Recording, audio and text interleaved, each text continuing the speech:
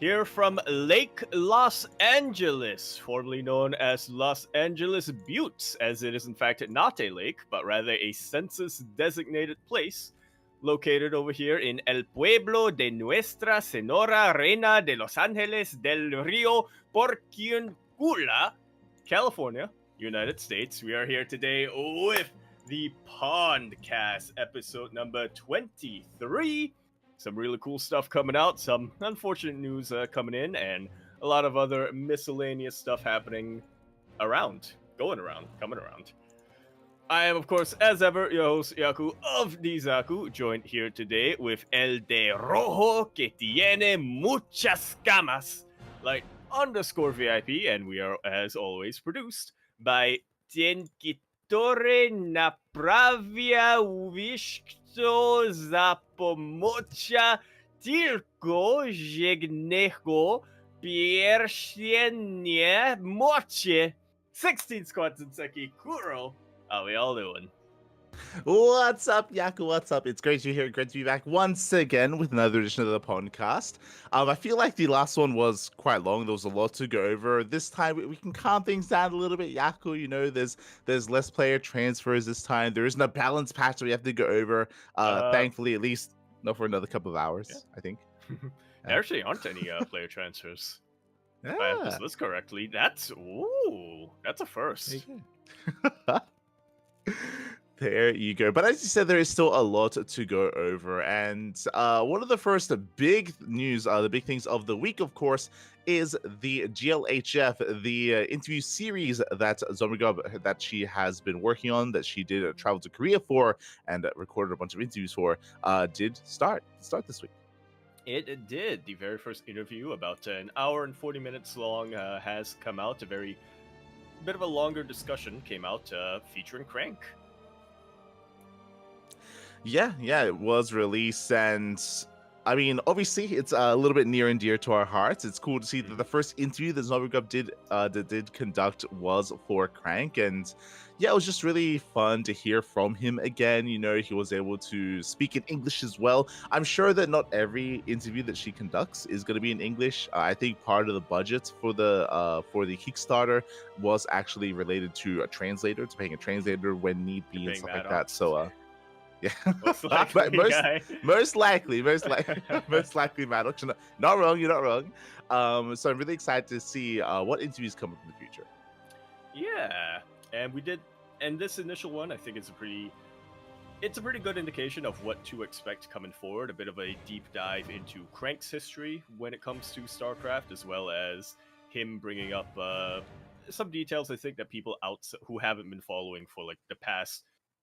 I think close to 25 years or something at this point of StarCraft esports might not be too aware of. Mm-hmm. Yeah. There's okay.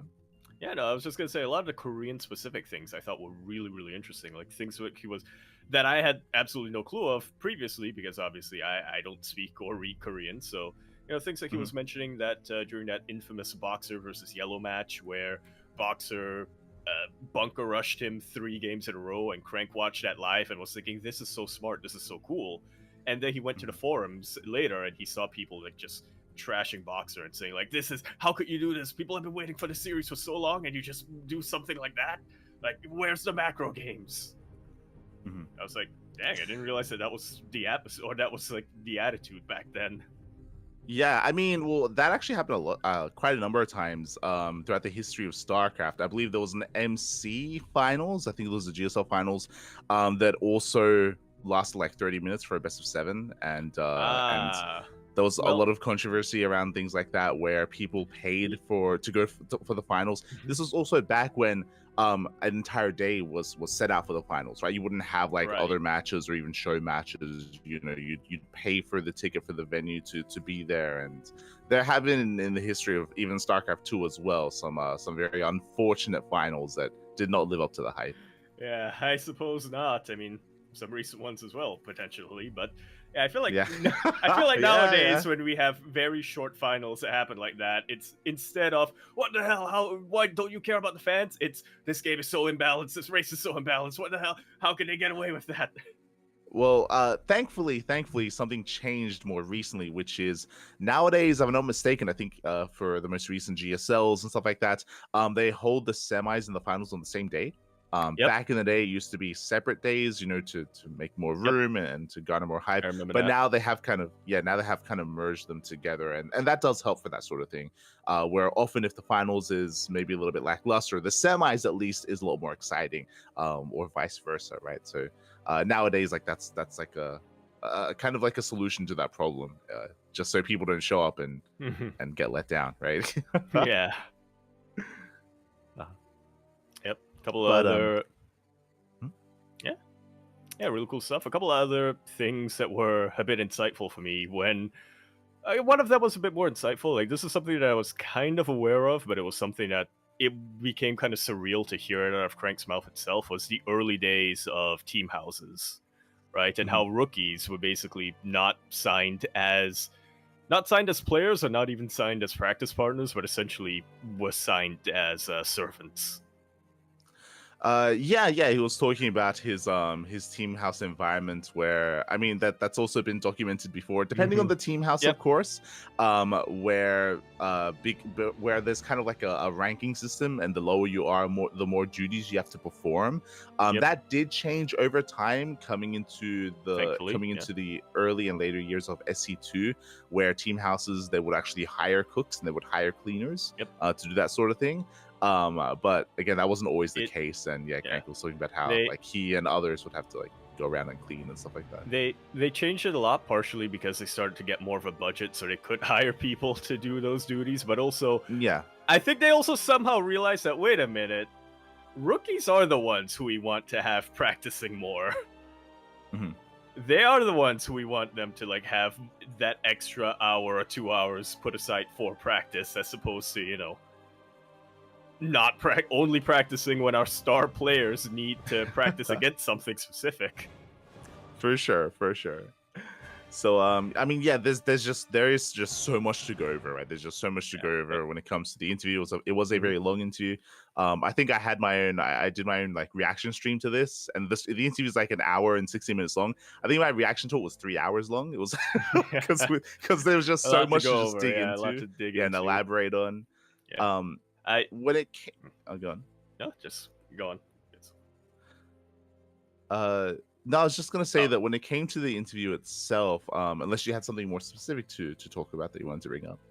Oh yeah, I just wanted to. There was just one little segment that I wanted to bring up. An old anecdote that I remembered was when they were talking about Serral winning BlizzCon 2018, and how there seemed to be a little bit of a consensus in Korea that there was like this idea of, Koreans need to uphold, we need to come back and be dominant again, we need to uphold that like national pride and stuff like that. And so Zombie Grub was just kind of asking him, how true was that? Crank mentioned, that there isn't really anybody any player anyway who sincerely thought that. It was just something that like the producers of GSL and like the casters and stuff would play up for fun. And it just got me remembering Nation Wars back in the day, 2018 Nation Wars. I remember when Team Korea made it to the playoffs, it was MMA and Sue were being interviewed, and they were asked that exact same question. MMA went to like a 5-minute monologue of how he was like, yes, the Korean honor has to be upheld. We need to do this for national pride. We need to show that Koreans, we are still the best. And then Sue was just like, what are you talking about? I don't care at all. I'm just here to play, have fun, get paid. Yeah, it's one of those things where that was something that was the case for certain players, especially back in the day, when it comes to like even kind of almost like a superiority complex. Like famously, you had like Toss Girl, crying after she lost her series against a foreigner. That was like back in Brood War. Yeah. That was against Idra, and you also had players like Dark and players like. Not Bunny, sorry. Players like Dream, that's it. Players like Dream as well, being a little more arrogant, a little more cocky. But that was many years ago, and I do think that especially amongst the audience, the foreign audience, that because that was the case at one point, and because there's a lot of old school fans in the chat that watch the game, they kind of like that's a bit of a holdover Yeah. So they still have that perception from years gone by. So it is really cool to hear from Crank and to hear that that isn't necessarily the case anymore. Maybe it was at one point, but like that's kind of like died off over time. And I mean, he elaborated himself, right, talking about how nowadays the foreign scene is stronger than it once was, right? Like it is straight up like a stronger scene, better players, and you know, Koreans do respect them quite a bit. Yeah. For sure. So, yeah, going into what you were gonna talk about, that was less specific to a segment and more the interview itself.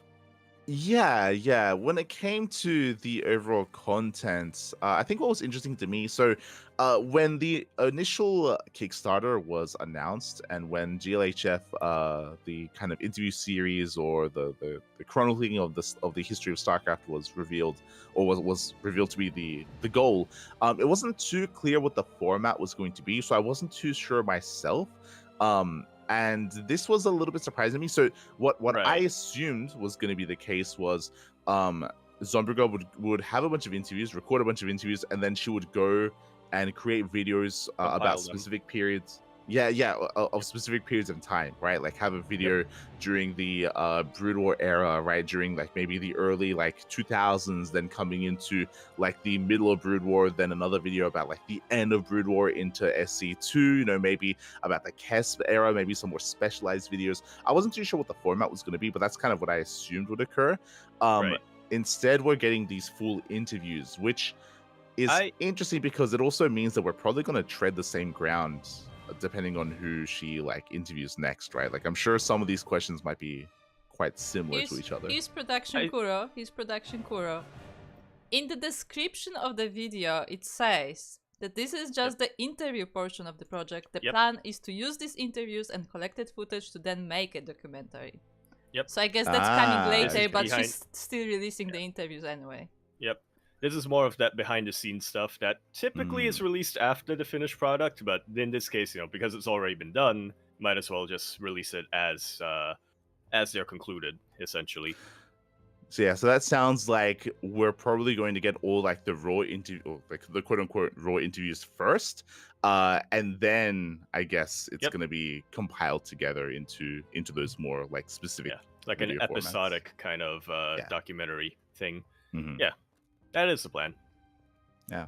Okay. So that's coming soon, TM, coming soon. And I think Zomgrub did also say ahead of time that I think she was in Korea for 10 days, and I want to say there's around like 14 interviews. There was a tweet where she had posted about the amounts of interviews. And I think even in this interview as well, I think Crank alluded to Zomgrub interviewing Ryung. So like we potentially have a teaser of an interview to come.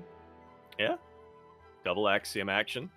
Double Vitality action now. I just realized. Yeah, true. Definitely. When it comes to the interviews that are coming up, is there any interview that you're looking forward to, Yaku? Is there anyone that you hope was interviewed that you want to hear from? Casa Park or JYP. True. I think JYP. I'm not sure if they were available at the time. I know they're super busy with other stuff. They like do a lot of different projects now, but I think JYP, Park, the BJ boys would have a lot of insights. I think TY as well would be pretty cool to hear from, as he, both as being the youngest ever pro gamer, at least in Korean history. At least in Korean history, he was the youngest ever pro gamer. So yeah, he's been there from the beginning, and he's seen this whole evolution. So that would be pretty cool. We're talking about the Korean interviews. I think she said the plan is to conduct the EU interviews during or after Home Story Cup. Yeah, exactly. To have confirmation that is going to be happening later on. I would love to hear from people like Curious. I'd love to hear from people like Shine as well.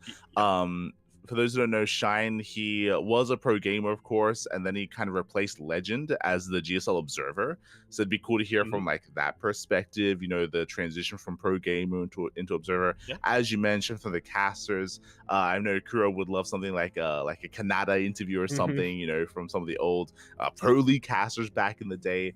But a lot of it would probably depend on the contacts that Zombrigub has. If they could get some of the Team Salmon guys. True. Wolf as well. I'm I sure mean, Crank probably helped Zombie when it came to connections for who to Mhm. cast and who to get in touch with. I just want to say that both Wolf and Brendan are like still active casters, just for different Just for esports now. League now, yeah. Yeah. Not only Wolf League. is out there. Wolf is out there. He's not even. He's doing a lot of esports, but he's also doing a whole lot of stuff. He's like arranging food festivals and stuff like that. Wolf is like been keeping very busy these past couple of years. He has been. Out of all the casters out there, no one expected the Wolf kind of like internet star that he became in Korea, which is amazing. That would also be interesting to talk about as well. So yeah, definitely look forward to hearing from them. MMA is probably another one that's probably in the bag, right? I'm sure. I think I would die to hear that. Yeah, but that would be really cool. Like hearing from MMA being like the coming as one of the early stars of StarCraft 2, leaving just at the beginning of Legacy of the Void, coming back, and then having a brief period of success in StarCraft 2, but with Nation Wars, but then transitioning instead to coaching in Overwatch. That would be really cool. Yeah, for sure. Definitely. There's a lot of different perspectives that you can hear. I think that'd be like a nice little bit of an end like compilation video to have, right? Or end episode, which is like, where are they now? Like after like after like these players or these people retired, what happened to JYP, what happened to MMA, what happened to Shine, what happened to these players, and like what their next step from there was, whether it was coaching, casting, observing, and going into another esport, right? Like that'd be really cool to hear. Yeah, and I think that they did get into it a little bit here in the Crank interview, because obviously Crank mentioned that I think towards the end he was asked like, what is your proudest moment, and he said like, funnily enough, as somebody who started out as a pro gamer, my proudest moments in StarCraft aren't winning things or anything like that, but it's rather when I was able to manage things really well, or manage teams really well, or when I was able to transition into casting, or when I was able to transition into casting and stuff like that. Yeah, it was really cool to hear that more humble perspective from Crank. What I will say, especially when it comes to criticisms on some of this, one thing, hearing that this is merely kind of like more raw footage that's going to be used later, that does mean that because of that, more context can be added for the main episodic content. That was something that I feel like was lacking in the interview. It feels like they were talking about certain portions, or certain things were brought up where even Crank wasn't 100% certain what was being asked or what was being talked about, especially when it came to the early Brood War kind of questions, when Zorga was asking about like the legacy of Boxer and like his prodigies, or talking about like specific events. I think like greater context is probably better or necessary coming into those questions. But again, like as we now know, like this is just kind of like raw footage that's going to be used later on. I am surprised though that there were certain sections that were glossed over. Like Crank barely spoke about Slayers. Yeah. Right. Like, which I was a little bit surprised that Zovigov didn't probe more questions about it, because I feel like Slayers was a big part of StarCraft 2, especially early on. But really, like it was very much so glossed over in this interview. Yeah, I mean, I can understand Crank not wanting to get too deep into Slayers. I know that the breakup or the dissolution of Slayers towards the end was not exactly the cleanest disbandment of a team. So I can understand that, but yeah, I was kind of expecting more probing questions off the back of that, just to, maybe kind of, probe and see, maybe he doesn't want to get into all of it, but maybe if there is a little bit more details that can be provided. I'm pretty sure if Zomberg asked Crank, he would talk about it. I would have to assume that the only reason why is because maybe Zomberg is saving those questions for someone like MMA, like someone who maybe even is a little bit more knowledgeable about like the Slayers team and what happened there. So I would assume that that's more of what it is, that maybe she's like saving some questions. But it's still, even if that's the case, it still would have been nice to have heard Crank's perspective. Like, because again, like clearly, especially with what he spoke about, his first experience in team houses, like clearly he's not afraid to like be honest about like even negative experiences, right? So like, yeah, I do think that he would be open about that. It was just interesting that was just not a part of the interview. Yeah. Well, we'll see. We'll see what the future interviews, what comes to pass in the future interviews, and what ends up being compiled for that eventual episode. That, yeah, I'm sure that when we do have a Wings, I'm sure that we're gonna have an episode on GSTL or something like that, and obviously Slayers will have to be a huge portion. We'll have, and obviously Slayers, they were a very big part of GSTL, so I have to imagine that that's gonna be coming later down the line. Yeah, I would definitely hope so. I would hope so. Regardless, if you do want to tune into it, you can check it out over on the new YouTube channel that was created for the series, which is the GLHF StarCraft Esports Legacy. The other thing that we all did notice, we noticed it alongside even people commenting on YouTube, the subtitles were a little bit strange and a little bit odd at times when it comes to... Yeah, a few transcription errors coming in there.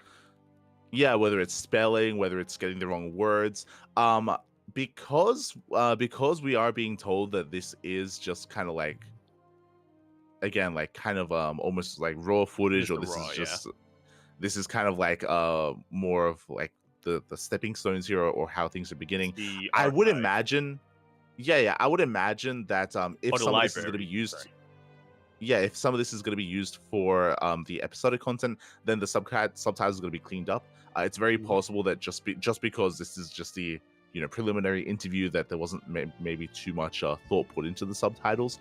But I would imagine that for the main content, it would be improved on. Yeah, for sure. Yeah, at least that's what I would assume coming into this. But it is something that is definitely a little bit lacking there, and I'm sure Zombie has already heard that feedback as well. Yeah. But with that, so definitely keep an eye on the YouTube channel. Keep an eye on announcements for new interviews to come as well. As we have our next bit of news coming in, we did have an update on WTL. Yes, and unfortunately, an update that I think we all kind of had at the back of our minds, but not the one that we really wanted to hear. WTL, or well, just to quote what's being translated here from Xiaosa, we are very likely not going to hold another WTL next year. So there are no plans of bringing WTL back for 2025, is what they're saying. Yeah, it was really, really disheartening to hear that. I know a lot of teams were looking forward to the next season of WTL. And WTL has become kind of like a really core part of StarCraft for a long time at this point. It's what a lot of teams look forward to. It's what a lot of people look forward to as well. So to hear that it's going to be coming to an end is really sad. Yeah, I mean, just going back to that GLHF interview as well, where CranKy was mentioning that there's something special or something different about having a longer team league like Pro League back in the day to have in between all of the individual tournaments. It gives, there's a reason for people to keep watching, and obviously there's a reason for players to, there's something in the short term for players to be working towards as well, instead of just having that big championship at once every couple of months and stuff like that. So, and there was also just a different spirit and a different atmosphere that comes from a team league as opposed to individual games. He was mentioning that, players back then, they wouldn't want to trash talk each other, but they had absolutely no qualms saying that, KT, trash, SKT, we're gonna destroy you, we're Samsung, and we're Samsung, and we're gonna come in. It's like, yeah, it does really feel that we're losing something that has become such a core, like you said, such a core part of these past couple of years of Legacy of the Void when it comes to StarCraft 2 esports. For sure. And this never really got to the level where it was like a replacement for Pro League, but it was still the closest thing, right? It was the closest thing. It was the closest thing we had. It was still pretty dang big. Yeah, exactly. And still something that everyone did love, and we did love as well, casting it and covering it for as long as we did. Yeah, we managed to create a lot of we managed to come up with our own storylines in Pro League, and looking at these different players and look at these different players week after week, and looking at the underdog teams like Platinum Heroes, like Berserker, and be like, they're the underdogs, but they made it to the playoffs. They're getting better each and every season. which I guess we'll get to that a little bit later because be more unfortunate news on that front than line. But yeah, it just feels like that monkey's paw once again of the esports World Cup, where it's like, yeah, we're gonna replace the IEM World Championship with a even bigger event with a larger prize pool and have more players involved in that. But because of how EWC is scheduled and structured, it also means that a team league like WTL just it conflicts too much with WTL. Essentially, is what they're saying, and why they're bringing it to an end. Yeah, for those that are curious, the main reasoning behind WTL going on an indefinite hiatus or coming to an end, depending on how you want to interpret it, is because of the format of EWC, because they're incentivizing teams to pick up players. Unfortunately, there's no kind of like stipulation on how many players need to be on these teams, so there's a lot of new teams. Yeah, so there's a lot of new teams that are coming in, like Virtus Pro picking up Estrella, or Cloud9 picking up Gumiho, or even Team Vitality only having 2 players in Ryung and Maru, no longer Solar. There is less incentivization for these teams to have a larger roster, which means there's less players that can actually compete in WTL. They did try to address this by introducing the rule that they allowed team mergers and team partnerships. But even with that rule, like the teams will still have to be motivated to actually compete, to actually partner up with other teams and actually take part. And it was something that just wasn't happening too much. And because of that, there were just less players and less teams that could actually compete in WTL. Yeah, and it also meant that it became less and less. I mean, as they get into in the fourth paragraph here, it also meant that with all these mergers, it became more obvious, right? Who are the teams that are going to advance? Who are the favorites? Who are the underdogs? So, and it became a little bit less. I don't want to say less competitive, but it became a little bit less exciting in that sense in those 2 to 3 months during the group stage, which, as I mentioned, led to some negative feedback from the Chinese fans saying like, yeah, it's not as exciting to watch anymore, is basically what they're saying. Yeah, I don't think I agree necessarily too much with that sentiment. Like, they're basically saying like, oh, for the past couple of seasons, we've had teams like Team Vitality or Team Basilisk, and they're like more dominant, and it's more obvious that they're going to make it to the finals or something. There's like less excitement in that. I still think the round robin group stage was really exciting to me. Something that I would say though, especially, go on. I was gonna agree with you there because it's like, yeah, sure, Basilisk and Vitality, we know for sure they're gonna be at the top of the group, but you look at the middle, it was more of a toss-up. So yeah, I don't know. I don't really agree with you Chinese fans. Yeah, like the lack of excitement. Like, we were excited.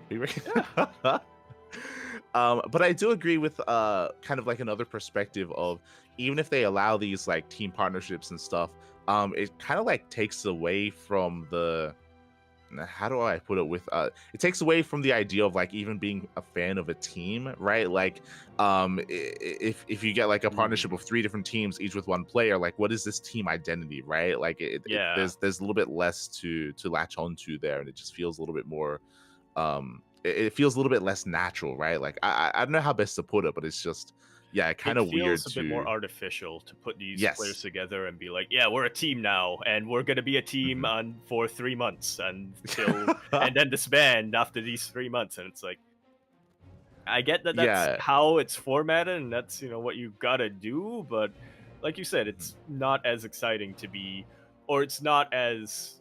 I don't feel like I can really get invested in the long term to support a team like that and be like, yeah, I want to see them in the next season of WTL. If I know that even though we had Twisted Fairies, for instance, in the last season, in the next season it could be Twisted Berserker or what have you, or the or Onside Fairies or something like that. Yeah. For sure.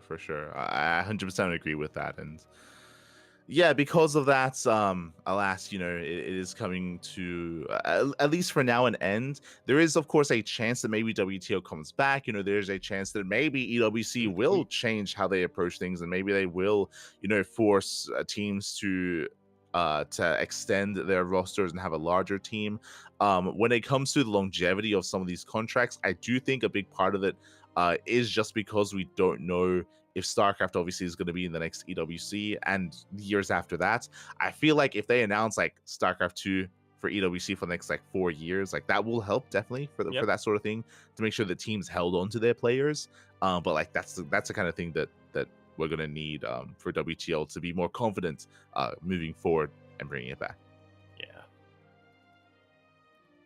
And just one final thing to take note of from this announcement from SC Boy, though, is that, you know, obviously they sold a lot of loot boxes these past couple of seasons, so they do have a little bit of a budget, and yeah, that's not going to be just kept stashed away somewhere. They are organizing a few other offline tournaments and going to try to get some international players as well to compete in China in offline individual leagues, but once again, that's an individual league, so yeah, which at least it shows, I mean, clearly SC Boy, like, they're passionate, right? They want to support StarCraft, they want to host events, they would want to host a WTL if things weren't, you know, so complicated when it came to even, you know, teams being able to compete. So yeah, it is exciting to hear that, and I'm sure they will, right? It was this year where they had Stars War 11, they were a part of the big Lulu Cup as well, Masters Coliseum, like, you know, they've already shown that they can host these events in the past, and yeah, I'm sure they're going to do their best to try to bring them back and even bring back newer events in the coming year, 2025. Yeah, 2025. We'll see what happens. Although, yeah, I definitely feel for Tassad, though, who also announced in the wake of this news that yeah, the pro side of Platinum Heroes will be most likely taking a step back because of this, since, of course, that was the objective of the Platinum Heroes, at least from the A team of Platinum Heroes, was to become a team that would ideally win the WTL, or at the very least continue to compete more in team leagues, as opposed to focusing entirely on individual leagues. Yeah, it's unfortunate and very understandable, I would say, for Tassad. Yeah, it's the bigger teams like that get hurt the most because they took WTL so seriously and because they invested so hard. You know, we would always joke or even bring up the fact that, you know, Platinum Heroes and Berserker as well had massive rosters, right? They had massive rosters, and a big part of that was for WTL. You know, they signed a lot of players just to compete in it, and without it, they have less incentivization to, you know, to continue to keep their pro roster.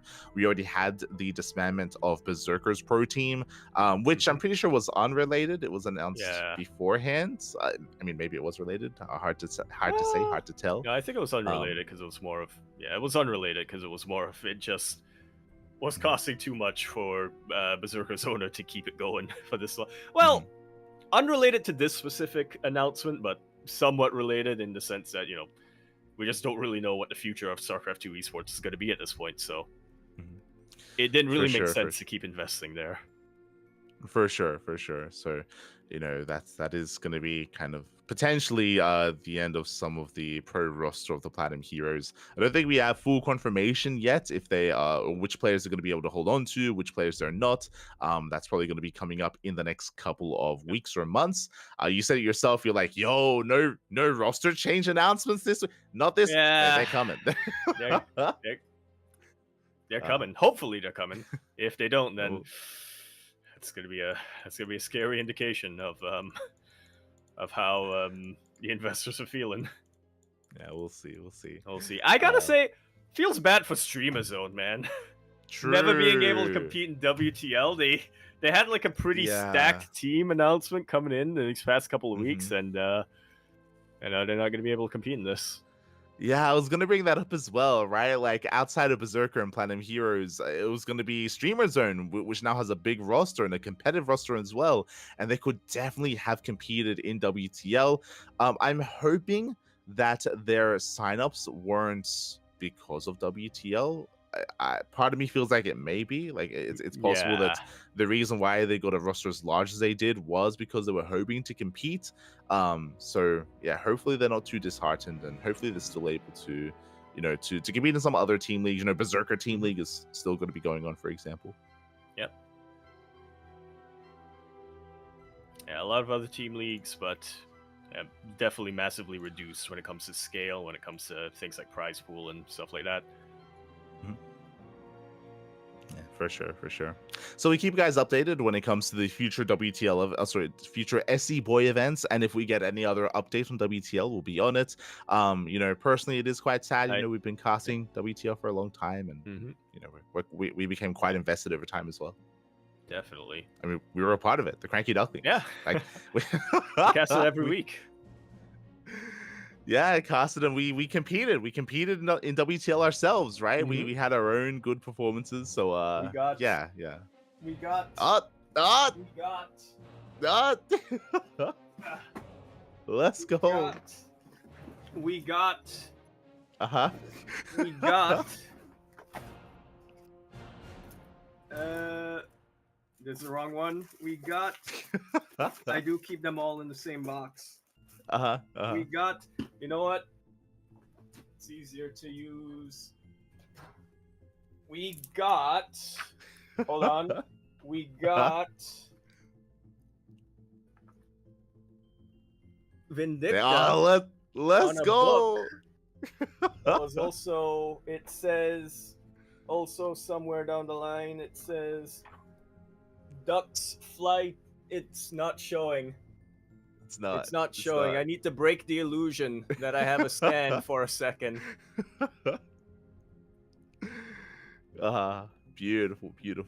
Again, for those who don't know, CranKy Ducklings, we were a part of World Team League. Freaking out right now.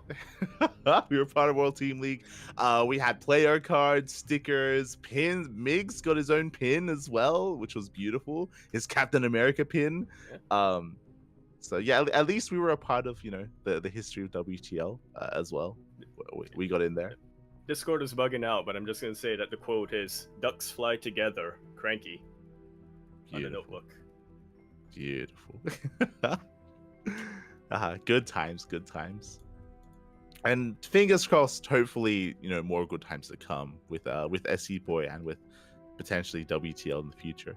But with that, we also have some more Home Story Cup player announcements. Some exciting ones as well. We do. And then you know what? The manifestation worked. Mm-hmm. As our first player to be announced for Home Story Cup, this literally was announced about 2 days after the last PondCast. Oh yeah. Gumiho coming in. 3 Gumihos, as a matter of fact. Gonna be our next player announced going to Home Story Cup. You say the manifesting work, I say the threatening emails work. No. I wasn't sure if we wanted to admit that this publicly, but it did work. I can call off the hit on Take TV. Let's go. Dennis will live to see another Home Story Cup. But yes, Gumiho is going to be part of it. Of course, Gumiho, he is the reigning champion, and he also made it to the qualifying match of both Home Story Cup qualifiers. We were harping on the fact that if Gumiho was not going to be a part of HSC, if he was not invited, riots will occur. Thankfully, Gumiho will be there. Yeah. Thankfully, all is right in the world. Yes, we can rest assured Roddy can keep his shirt on. There you go. So really exciting to see that Gumiho is going to be a part of it. Well deserved to be invited as well. And we have plenty of other invites. Indeed, we do. I mean, we were just talking, I feel like just last podcast, we were talking about the best player in Brazil being a bit of a race between Eric and Inexorable. Well, technically that's still kind of true. But we have another Brazilian boy coming in and being invited to Home Story Cup, Kellizer. I think now lives in Norway. But yeah, he did get invited back to Home Story Cup, and yeah, glad to see him coming back in. I mean, Brazil is in Europe. True. They're like right next to each other, so. They're right next door. They're right next to each other, so. So yeah, Diego Kellizer has been invited. We've also got Mana as well. I mean, hey, we've been hyping on Mana these past couple of weeks. Like, he is a veteran of the scene, but clearly he is in form currently, has been getting very good results. We even have some more up-and-coming players that have been announced as well. Let's go. So, first off, our next player, 2 things. 1, we were hyping him up a lot in these past couple of weeks. A homegrown German boy, Terran player by the name of Moja. He's been really performing very well in a lot of the online brackets, and he does get invited. And he does get the invite over to Home Story Cup. I gotta say though, before I read this name, I had to do a little bit of a double take because I was like, "Is that Juanito?" I guess I can kind of see the resemblance, kinda. Is a Terran player. Let me cook. Moja has been invited. Great to see. Again, he had his debut last Home Story Cup, and now he's going to be able to make his return. I think he impressed a lot of people competing in the last Home Story Cup, and we also have Mixu as well, the Finnish Zerg player. Might be a sign of things to come if Mixu is there. Does that mean is Cyril going to be there as well, or is he going to be repping Cyril at the event? We'll see, but always excited to see some more Mixu action. Well, if we break down the clues in this announcement graphic, that's an Ents hoodie that Mixu is wearing. oh, damn. Okay. I see what you're getting. Also, if I'm not mistaken, if you look at Mixu's player photo there, there's someone in the background. Yeah. Someone with a very chiseled jawline and abs. Is that Cyril? Oh, I mean, he just came back from the... That probably makes more sense. I thought it was Roddy. No, we've seen him shirtless. It's like... no. But Cyril, he just finished his military service, his military training, the ex-military player now. I mean... True. Have you seen him shirtless? Have you seen what the military training has done to him? Yeah. Right? Have you seen what the golf has done to him? True. We'll see. But regardless, some nice announcements coming in here with Moja, Mixu, Kelazur, Mana, and Gumiho as well. Question here. Yes. Who are we missing?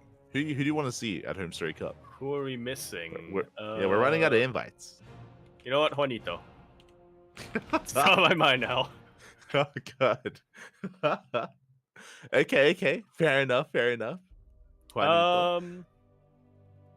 I'm trying to think about the NA players. Australia already got invited, right? I have to bring up he hasn't yet. Okay, then Australia. Yeah. I agree. It would be really nice to see one of the NA boys, either Astrea or Trigger. I feel like they should. It would be nice to have some representation. It would be nice to have both of them and have them both duke it out in the grand finals. But yeah, some of our NA boys, I think, are the ones who are really missing. Yeah, I would have to agree. I'd have to agree. It'd be really cool to see either Trigger or Astrea or even Scarlet as well. I know Scarlet has been a little bit less active, but some kind of North American representation would be ideal, especially because we do have some Koreans at least. Looking at the Korean invites, we have Nightmare, we have Gumiho. Do you think they're going 1-1-1? Do you think they'll go for a Zerg Korean invite? Ooh, who would it be? Shin. It will inevitably be Shin. Somehow has he gone to a Home Story Cup?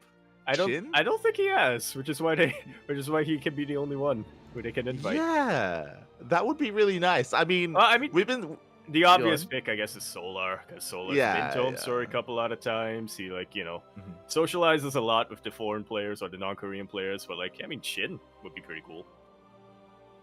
I think Shin would be really cool just because of how active he's been recently, right? Like we've been seeing a lot of Shin's results. Like Shin clearly has been on that grind, and it would be really cool to kind of give Shin a bit of a reward for that kind of grind set as well, and to have him travel, especially if he hasn't gone to Home Story Cup before. As you mentioned, there could be a bit of a language barrier there, but I think Shin, he has some okay English. It's okay. Yeah, it's okay. He's been putting in subtitles to his vlogs. True. He's got osmosis. Exactly. It'll be fine.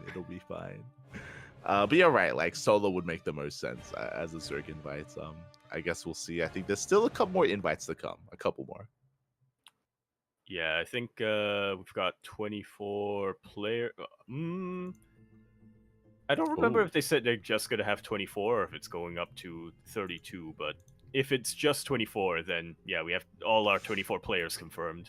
Yeah, I did just check, and last Home Story Cup there were 24 as well.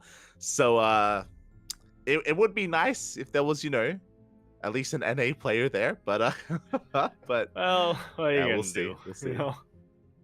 Mhm. Yeah. Uh, I do know that I'll I get do the, know that the I'll get invite the goes. emails ready. Yo, bring it up to 26. That's all you need. He'll turn you into some Yeah. gabagool. Oh no. Okay. I'll get Chrissy on the phone. We'll make it happen. So yeah, I guess for now that might be the final invites here for Home Story Cup. I'm sure there's gonna be more announcements when it comes to the talent involved, and maybe another surprising invite as well. So yeah, stay tuned. As Home Story Cup, it's right around the corner. You know what? Wild card invite after the grand finals. It turns out that isn't the grand finals because there's one more opponent left. The 25th invite. Ooh. Who's it gonna be? Exactly. Let's go. Hold on. Can I point something out? Can I point something out? I just noticed. If you look at Gumiho's Is it graphic, Ellis's team? no, if you look okay. at Gumiho's graphic, on the right side, on the edge, it says Cloud9 Gumiho. On the left side, Right. it says Team Vitality Ryang. I did not notice that. Oh. That's interesting. Huh. It's a sign. Why does it say that? Oh, I mean, no, Well- okay. He was there last season, so they might be using the same graphic. Yeah, Ryang, They might if be you remember, using he was there at Home Story Cup for 25. he was. They had it ready there as the replacement man. You know, if they couldn't get true. because the thing is, I know that the invites. One factor that goes into the invites is availability, right? So I wouldn't be surprised if they were asking Gumiho first, and then Gumiho wasn't able to confirm yet. So we're like, okay, as a backup, get Ryung ready, because you don't even you need to ask if Ryung is available. He's always the backup. Exactly. May just get some Dongwon for him, and he's good to go. He'll be there.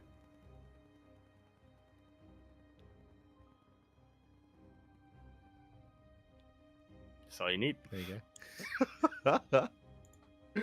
So with that is going to be our final Home Story Cup invites. When it comes to some exciting news that was actually announced earlier yesterday or earlier this morning, pretty recently actually, there was a big Warcraft announcement.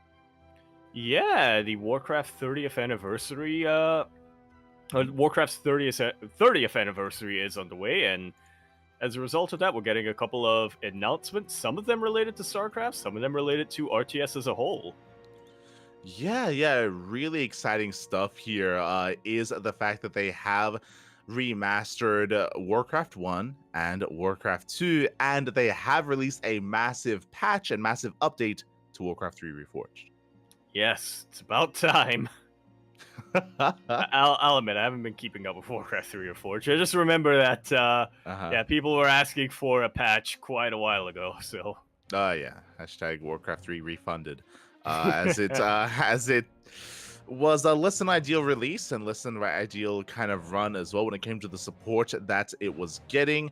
I know a lot of people were really curious as to what would come about when it came to the acquisition from Microsoft. And clearly it takes a long time for things to get going. After Microsoft acquired Blizzard, there were a lot of layoffs, a lot of restructuring, a lot of rehiring as well. That's usually what happens whenever there is an acquisition. Basically, Microsoft, they went through the entire setup behind Blizzard. They went through everything just to make sure, what was working, what was not working. And to see a big patch, specifically, not just the fact that Warcraft 1 and 2 were remastered, but specifically to see a graphical and bug fix and ladder patch, to see a massive patch for Warcraft 3 Reforged, it does bode well. It is definitely a positive thing. Yeah, it really does look like Microsoft at the very least is interested in RTS. I mean, obviously they are. They developed AoE after all, so potentially a sign that Microsoft is looking to become once again an RTS powerhouse. We'll see. Yeah, or at least support their current games, right? At the very least, if we're not gonna get future, if we're not gonna get that, then at least keeping the current RTS games afloat. Exactly, Warcraft 3 Reforged has been hemorrhaging, or has definitely been in a state of almost disrepair for a very long time, and for them to get a massive overhaul the way that they are getting, there are still definitely things to be worked on, but I mean, clearly, like, things are being worked on, right? Like, clearly effort is now being put in once again. They are reinvesting or putting resources into Warcraft 3 Reforged once again after, you know, it being neglected for quite some time. I think wasn't there like a Heroes of the Storm patch relatively recently as well? Like, after that was like left alone for so long, like, so clearly, like, these teams are being rebuilt and they're being restarted. Yeah, I can bring in a little bit of context for Heroes. It was left on life support for 5 years, something like that, for 5 whole years. They released the final few heroes that they had already in the works, and they put in new loot boxes because, of course, this is Blizzard we're talking about. And then they pretty much just left it on life support for years. They went through the whole thing. It was like, we're not gonna make any more patches. We're not gonna rebalance anything.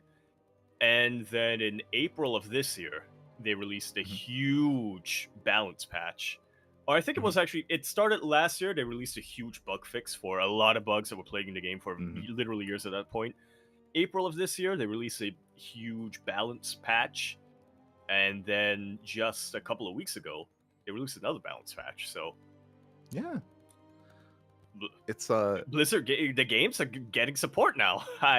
you're like there's more than just a janitor working at Blizzard. It's great. It's great. Oh my god, the janitor and the intern have joined forces now. Let's go. Now there's a team of janitors. It's not just the one guy. It's crazy. But yeah, like, I think like it's really easy to be doomer, right? And I mean, I wouldn't blame people, especially after so many years of neglect, right? Whether it's with Heroes of the Storm, whether it's with Warcraft 3, whether it's with StarCraft 2 as well. But to see, you know, this sudden support and even continued support, like you just mentioned, it isn't just the one patch that Heroes got, but they're getting some more patches. So, like, you know, work is still being done, feedback is still being listened to, you know. Now with Warcraft 3, now with Heroes of the Storm, StarCraft 2, potentially. Not saying it's confirmed, but, you know, it is good to see that these games are getting attention once again. Yeah. Hopefully. Yeah, I will say, yeah, for the StarCraft side, I think like what we're more curious about and what we're hoping for a little bit more is less so when it comes to things like game patches and maintenance and stuff like that, although obviously that's still very, very important. But I think what we're on the lookout for is more of the esports side, and to see, you know, is Microsoft and Blizzard going to once again invest and fund some of the more like the pro gaming side of things. But yeah, we'll see. Yeah. It's nice. It's nice to know that at the very least they're not gonna leave us patchless. Yeah. You know, one step at a time. But is definitely exciting to hear. The other big news, of course, was a Hearthstone announcement, which is going to be finally. I mean, I feel like this is something that people have been asking for many years at this point, and that is kind of like cross promotion between different games with Hearthstone. Yeah, I mean, I feel like ever since Heroes of the Storm came out,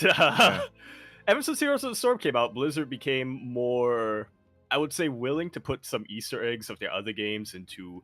I mean, I know they've always done this. They've always been like in Diablo 2 or something like that. I think you can find like Murloc somewhere in one of the levels, and then obviously in StarCraft 2 campaign you could find like a reference to Diablo somewhere in there. But I feel like, yeah, for a while they really seemed like to. That was Tauren Marine, true. The Tauren Marine, Elite Tauren Marine, and yeah, I feel like at some point in the mid 2000s they really ramped that up quite a bit. I know that in WoW there was like an expansion where they introduced weapons that were literally like Reinhardt's hammer from Overwatch. Reinhardt from Overwatch's hammer. You could get that for your paladin and stuff like that. And I don't remember which class could get it, but you could also get like the Protoss blades for one of your characters and stuff. And so people were saying like, Hearthstone, you know, it's kind of a less serious game. You know, can we get some crossovers and stuff like that? And people have been asking this for almost 10 years at this point, but now finally, we're getting our first Hearthstone crossover with StarCraft. Yeah, Yeah, really exciting stuff here. I mean, again, I still remember like fan art and fan concepts of StarCraft Heroes, and even a StarCraft themed board for Hearthstone as well. There's just been so much like talk about this for so long. I mean, many years past, and it is really cool to see that finally there is this in Hearthstone. I mean, Hearthstone has been one of those games that has been It's a passion, has been money. worked on. Yeah. Yeah, which is a It's a moneymaker, money which has good printer. attention. For sure, for over the years. But it is cool to see that now there's gonna be some StarCraft involved in Hearthstone as well. Yeah. And I was kind of skimming through this, and I brought this up in the pre-show. I was skimming through this, so this is going to be, I believe, a single-player campaign for Hearthstone, and you're going to be playing as either Kerrigan, Raynor, or Artanis, and you're going to be controlling. And it's each of these commanders have 3 different classes in them. I was spoiled, and I already know that Raynor is going to have paladins, shamans, and warriors. I would like to make a guess of which classes Kerrigan and Artanis have, if we have that time. Okay. I have a PC Gamer article up here that says what they are, but I'm not going to look at it yet. I'm going to say that's for. I'm going to start with Artanis because I feel like Protoss encompasses pretty much every single class in World of Warcraft in one way or another. But I'm going to guess Rogue, obviously, because ETs. Priests, because obviously you have High Templar who are kind of like alien priests, and then I'm gonna guess Warlock as the third one because that's the Teldarim essentially. That's the Teldarim. They're basically alien warlocks. Although in Warcraft, I think Warcraft already has alien warlocks in the lore, if I'm remembering that correctly. But even still. That's the 3 for Protoss. I'm gonna guess for Kerrigan. I'm gonna guess Hunter because obviously Hunter Killer and Hunter. That the obvious Druid, obviously, also the other obvious one because Kerrigan half human, half Zerg, and Druids half human, half not human. What's the last class? What's the last class I'm missing? Mage, because because I didn't Mage. I felt like could be Protoss as well, but could be thrown out anywhere. Now I'm gonna scroll down this. Now I'm gonna scroll down this PC Gamer article, and First off, I was not aware that they increased the number of classes in Hearthstone itself. I was gonna say that don't they have the Death Knight now in Hearthstone? Is that not? They do have the Death Knight now in Hearthstone, as well as the Demon Hunter. So I got thrown. So. Mage and Druid are going to be controlled by Artanis, along with Priest and Rogue, so I was half right in that one. And so if Kerrigan, Hunter, because that's obvious. I was not aware that the Death Knight and the Demon Hunter are in Hearthstone now. Yeah, I think they're relatively new. When I say that, though, I mean like maybe 1 or 2 years ago. Like for like the most recent years of Hearthstone, I think the Death Knight and the Demon Hunter have been released. So it's fine. Yeah. Yeah, I mean, once again, Death Knight, that still encompasses Protoss territory. What is a Death Knight? A zombie that is a knight? That's an immortal. That's a dragoon. True. Paladin, a holy warrior? That's a zealot. Warrior, a regular warrior? That's also a zealot. That's yeah. Makes sense. Protoss encompasses pretty much every single class. But regardless, it's still really exciting to see that it's going to be incorporated in some way. This also might mean that in the future we might see like a Diablo crossover or something like that. Like that would still like make sense. At least when it comes to like these little mini campaigns or mini scenarios, maybe like future like classes as well. What about the Lost Vikings crossover? We need that. And then we can have each Viking controlling different heroes and yes. There you go. or you could have it like how the Vikings are in Heroes, where it's you playing 3 simultaneous games at once, which actually wouldn't be that difficult now that I think about it. Regardless, it is cool to see, again, just StarCraft getting some attention in some other way, shape, or form in some of the other games. And again, hopefully this does promote more like kind of like crossovers between some of the games in Blizzard. Like they've shown that they can do it before, like they can do it again. Exciting stuff. I feel like in these past couple of weeks, the announcements from Microsoft and Blizzard have given us have topped up some of our copium tanks or hopium tanks a little bit. So yeah, hopefully it's gonna keep coming. Yeah, right. Like with the last week's announcement of StarCraft and remastered now kind of becoming more accessible with the Xbox Game Pass, right? So there's the things are being worked on. They're cooking. They're cooking over at Blizzard. They're cooking. It's beautiful. Will they burn it down? Hopefully not. To be determined. But with that, we can now get into our weekly tournament updates here. Up first, our regularly scheduled things. Exactly. So that was kind of like the weekly news here for the time being, at least until more news is announced in the coming hours. I'm sure in the next week. Yeah. Yep, true. But up first, we have the Magic Cup Masters Cup 110. Yes, it's kind of a sister tournament to the Masters Swan Open, if you will. It's a tournament that's focused not entirely, I would say not entirely on amateurs, but definitely there is an MMR limit to who can sign up for the Magic Cup Masters Cup, and so it's a lot of semi-pros and amateur players who do participate in that. This week, it was won by a player who I'm not too familiar with from a clan who I feel like it's been a while since I've really seen them in the news. Captain Club of Team Gosu beat Ares in finals. Yeah, as you said, Captain Club is someone that I'm not familiar with. We've seen a lot of captains, throughout the course of our amateur events, but not quite a captain of the club. So yeah, congratulations. He does come out on top. Did drop a map to Ares in the upper semifinals, but outside of that, did look quite dominant against the rest of the competitors. So yeah, pretty impressive stuff here by Captain Club. Yeah, somebody potentially to look out for in the coming weeks. Yeah, definitely. So we'll keep an eye out for him, whether when it comes to other Magic Cup Masters Cup, or maybe other events. Regardless, congratulations to Captain Club, and a shout out to Ades as well for coming in second place, as top two do get paid out. Yeah, nicely done. For sure. Up next, we do have the beginning here. We do have the continuation of the Passioncraft Open Season 17. We've been giving you some updates here over the past over the past month. I feel like it's been like 3 or 4 weeks here of updates. But finally, the group stage has come to an end. Indeed, the playoffs are going to be beginning on Sunday, I think, if I have my math correctly. This coming Sunday, and yeah, we do have the full playoff bracket confirmed. I will say a couple of surprises coming in here. Yeah, quickly going. Yeah, no, I was gonna say, especially looking at some of these players who, in the past couple of weeks, we thought, they are on a little bit of a win streak here. They're looking quite on fire. I'm thinking of Magnef in particular. I saw he had won. He beat No Money, I think is what it was. And I was like, Magnef, somebody to look out for here in Group D. But didn't quite make it through. Exactly. Like, I feel like we've kind of been trickling in some results, and we were trying to theorize who would not make it out of the groups.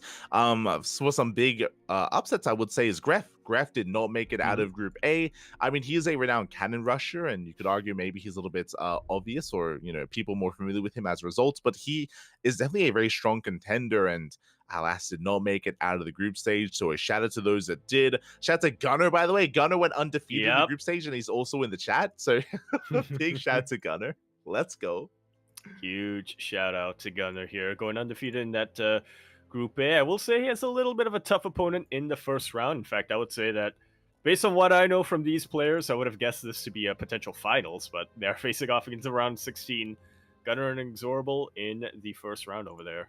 But yeah, let's see if he can keep this up. He's definitely got a lot of momentum behind him. Gunner, I mean. Yeah, he definitely has a lot of momentum here. Shout out to the other players that made it through that group. Of course, Gypsy Danger, Mosten, and Anticore as well. I'm not too familiar with most of these players. I'm familiar with Anticore, but the other two less so. So very nicely done.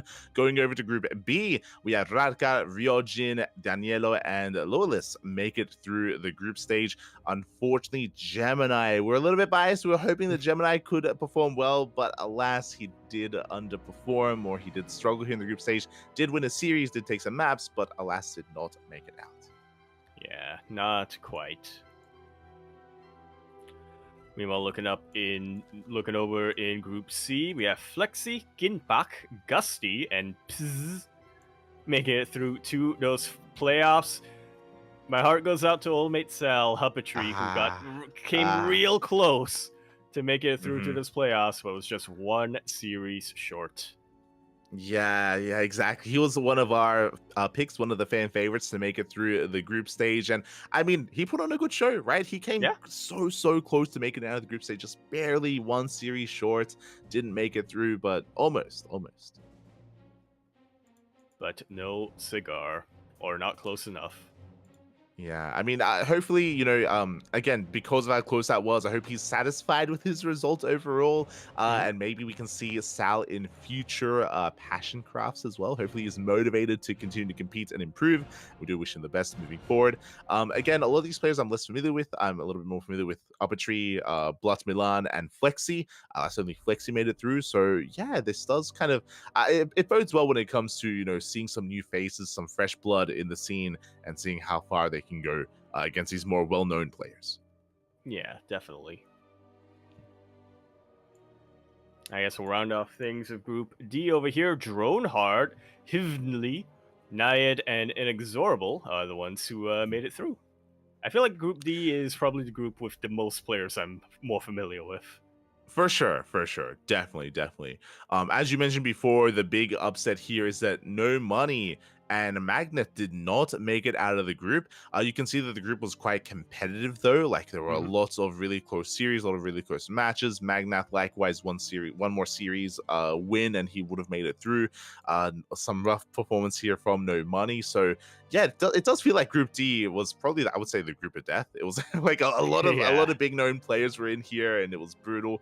I'm not familiar with Heavenly, the Korean Terran player, is a player that I have not seen before, so I'm curious how far they will go. I mean, quite impressive that they were able to come out second in this group.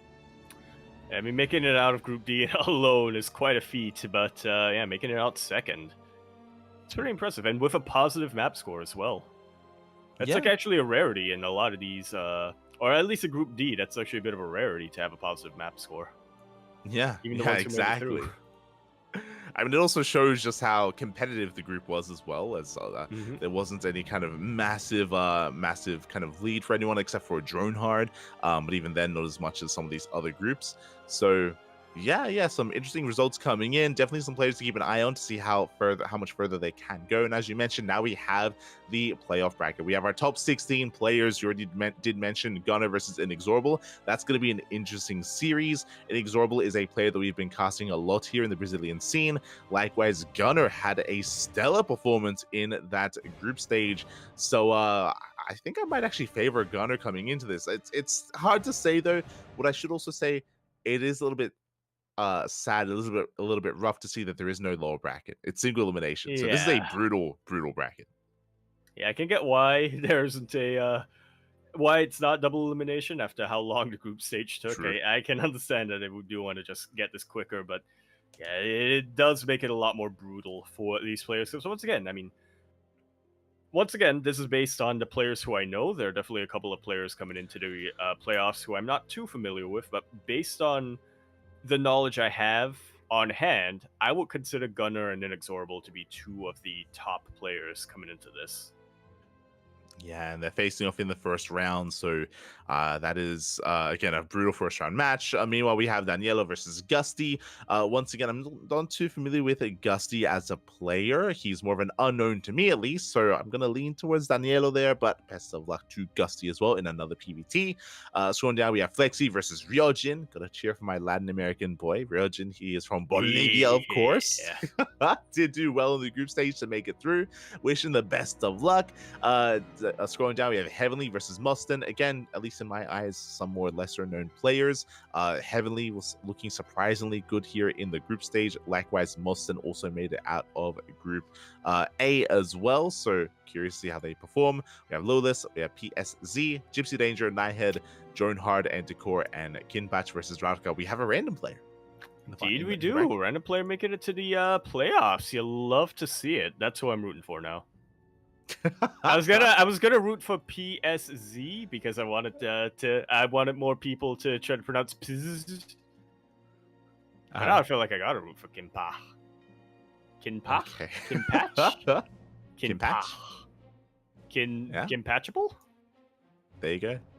Beautiful. So yeah, it's cool to see some random representation in the finals, in the playoffs as well. Wish everyone the best of luck. Predictions, Yaku, because I don't think it's gonna take too long to get through this. Quickly checking, it looks like the round of 16 is going to be in 2 days. Looks like followed by the quarterfinals, followed by the semis and the grand finals. So this is going to wrap up this week. It is going to be a week worth of playoffs.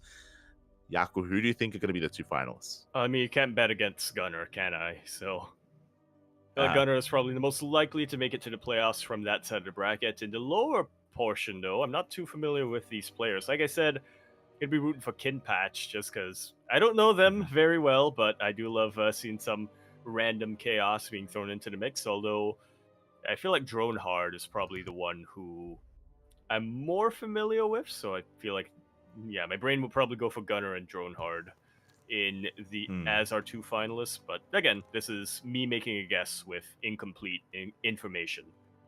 Like a lot of these players, I just don't really, I don't really know their play style. I don't really know their form. I'm not familiar with them. But 100%. I'll have to see how they perform this weekend. Yeah, I mean, I think that's what's exciting about this is that a lot of these players are more unknowns, at least to ourselves.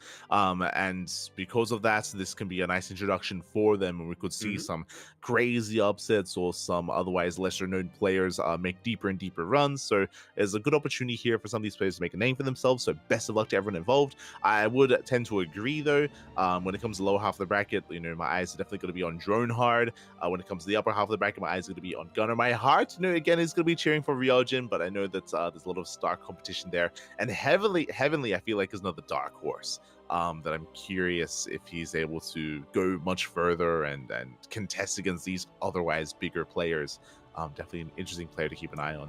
So, yeah, we'll see. Here's where we find out he's Honmono's long-lost twin. Oh, no. He's an animal. Not like this. So best of luck to everyone who is going to be competing over the next couple of days. Do recommend watching it. It's going to be over the Passioncraft Twitch channel. Meanwhile, scrolling over, we have the Nation League Season 5. Yes. This is a league that has been running for the past couple of years here, couple of seasons, and we have the beginning of the new Nation League. Not to be confused with Nation Wars. True. Mind you. That is entirely different. Nation Wars is focused more on professional players, whereas Nation League is a little bit more of an amateur event. I say amateur. Some of our participants are, I believe, semi-pros, but it's broken down by MMR ranges. So you're not going to have a situation where an amateur player is going to play against a GM, or like a diamond player is going to play against a GM or something like that. Yeah. It looks like this is a league centered around masters and diamond players. So we'll see how this all does turn about. I did hear murmurings of this previously. I know that there were organizers looking for an Australian team, if there were enough players for an Australian team. But it looks like it was not the case. They weren't able to bring it together. I can confirm my disguise wasn't good enough. Wasn't able to snake in. I was gonna say that you pulled it off in the audio interview with your Ryan accent. They phoned me up and I was like, yeah. Oh, God. And they're like, ooh, we need this guy on our team, if for nothing else, then at least for our mascot. But then when I got to the face-to-face, my mannerisms just kind of like, we know you ain't Aussie, mate. You didn't even go for the Ryan accent. You ain't reaching for the beer. It's right there. God damn it, yeah. God damn it. But we do have some nice teams here. Why are you calling tomato? You can stop Yaku, it's fine. Why are you calling tomato sauce ketchup? God. You're dying, Yaku. You're dying. Take care of yourself. But we have some teams coming in. We have a team for Belarus, Bolivia, Costa Rica, Brazil, Czechoslovakia or Czechia and Slovakia, Team France, Germany, Hungary, Italy, Kazakhstan, Peru, Poland, Korea, Sweden, Ukraine, and the UK. Oh my god, quite a lot of teams here. As you mentioned, we do see there are definitely some familiar faces. Yeah, definitely. It's actually not the UK, it's a United team. Yeah, just Team wait, United what? States / Kingdom. It's Team Team United. Team oh United. my god. Yeah. Let's go. Why did they combine the UK and the USA? Because they're united. Okay. God damn it. Shaking my head. Yeah. Sure, yeah. I mean, they're right next to each other, like geographically, right? Makes sense. Yeah. You got that union going. Mm-hmm. Speaking of, I can't believe you people tried to gaslight me and tell me that Czechoslovakia doesn't exist anymore. Well, clearly, True. It still does. Clearly. Looking at this bracket. We know. When it comes to some of the players that we are familiar with, though, again, I see Facebooka. Facebooka is there for Bolivia. We have Ares leading Team Brazil with his Eximius boys. They are all teammates. We have Neo from Costa Rica with the rest of his players as well. Do love to see it. What other players do we see here? We have Legend K leading Team France. True. Oh. We have Aztecs leading his team. Aztecs, I'm pretty sure. I mean, I remember he has been inactive for quite some time, but he was a semi-pro for a while, a couple of years ago. So, I mean, it makes sense for him to be the captain, but again, we'll see how he is able to lead his team. Likewise, we have who else? Any other notables here? Xenodactyl over in Team United. Cut. Let's go. Xenodactyl's still around. Mars Bar. Illegal Landman plays a lot in our amateur events. They do. We have Matrix, we have Eno, we see a lot of familiar faces in Team Poland. Team Korea, I'm less familiar with. We have some interesting names showing up there. Yeah, I would have expected somebody like maybe Control or some of the other Korean players who we've come to become a little bit more familiar with, but yeah, these are all new names for me. My favorite, my favorite of Team Korea is Night Sure. End. Yes, not Nightmare. Voice of an angel. We have Dave Latos for Tweens. There's a lot of Zerg players in Tweens. Oh, true. It's Team Zerg. It's Team Zerg, except their captain plays Protoss. So yeah, I'll have to see it. No. Team. My favorite player, Team Ukraine. Yes. We have Oreo FF. Oreo, not Oreo. Yeah. Oh god. It's long lost twin. Let's go. They've got Mojo Logica, Jojo? they've got Set. Oh my god. It's not a That's player good. I'm familiar with, but I just like the name. Yeah. Mojo Jojo. Plays Terran, because of course. Where are the Powerpuff Girls? Where are the rest of them? Where's everyone else? Yeah. We need Buttercup. We need Bubbles. I have the mayor somewhere in there. Did you just name two and forget the other? Blossom, that's the third. Blossom, that's the third. You're like Buttercup, Bubbles, and the mayor. It's like what? And then you have Blossom. That's I remember Blossom. That's the third one. I remember. I definitely didn't need to reach and stall for time by mentioning the mayor. No. Feels Blossom, man. The mayor comes first. Aye. It's okay. I didn't know who it was either. But yeah, look forward to it. Gonna be a lot of fun as well. Looks like the first week has already concluded for Nation League, and it's still a little bit too early to kind of gauge how things are gonna go. But it looks like it is gonna be taking place over the next 3 weeks here, the group stage at least. Yeah, Czechoslovakia not doing too well against Team Ukraine so far. Yeah, that's the team I'm rooting for. You have Ukraine pop off, Poland as well, Italy having a strong showing here against Costa Rica. So yeah, we have some back and forths. Again, some of these players we're a little bit less familiar with, so we don't really know who to favor and who is going to be coming into this. But it's really cool to see that they're using the WTL format, so they're conducting best of twos. Yeah, which again, I mean, that's another way WTL's kind of made its mark on the scene. But True. yeah, Yeah, definitely. So we'll keep you guys updated here on the rest of these results and on the eventual playoffs that are to come in the next couple of weeks as well. We had Sweden over the US or over Team United. We had Germany over Hungary as well. indeed, strong showing by Team Germany.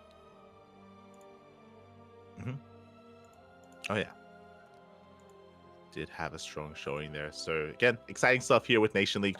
I believe it's being covered and casted. Oh my god, that's there's a lot of streams here for Nation League. Yeah, Makes sense. I would imagine that each team has their own like caster, right? I mean, Team Poland so, straight a up lot has of its own streams. channel. So yeah, there you go, Team Poland.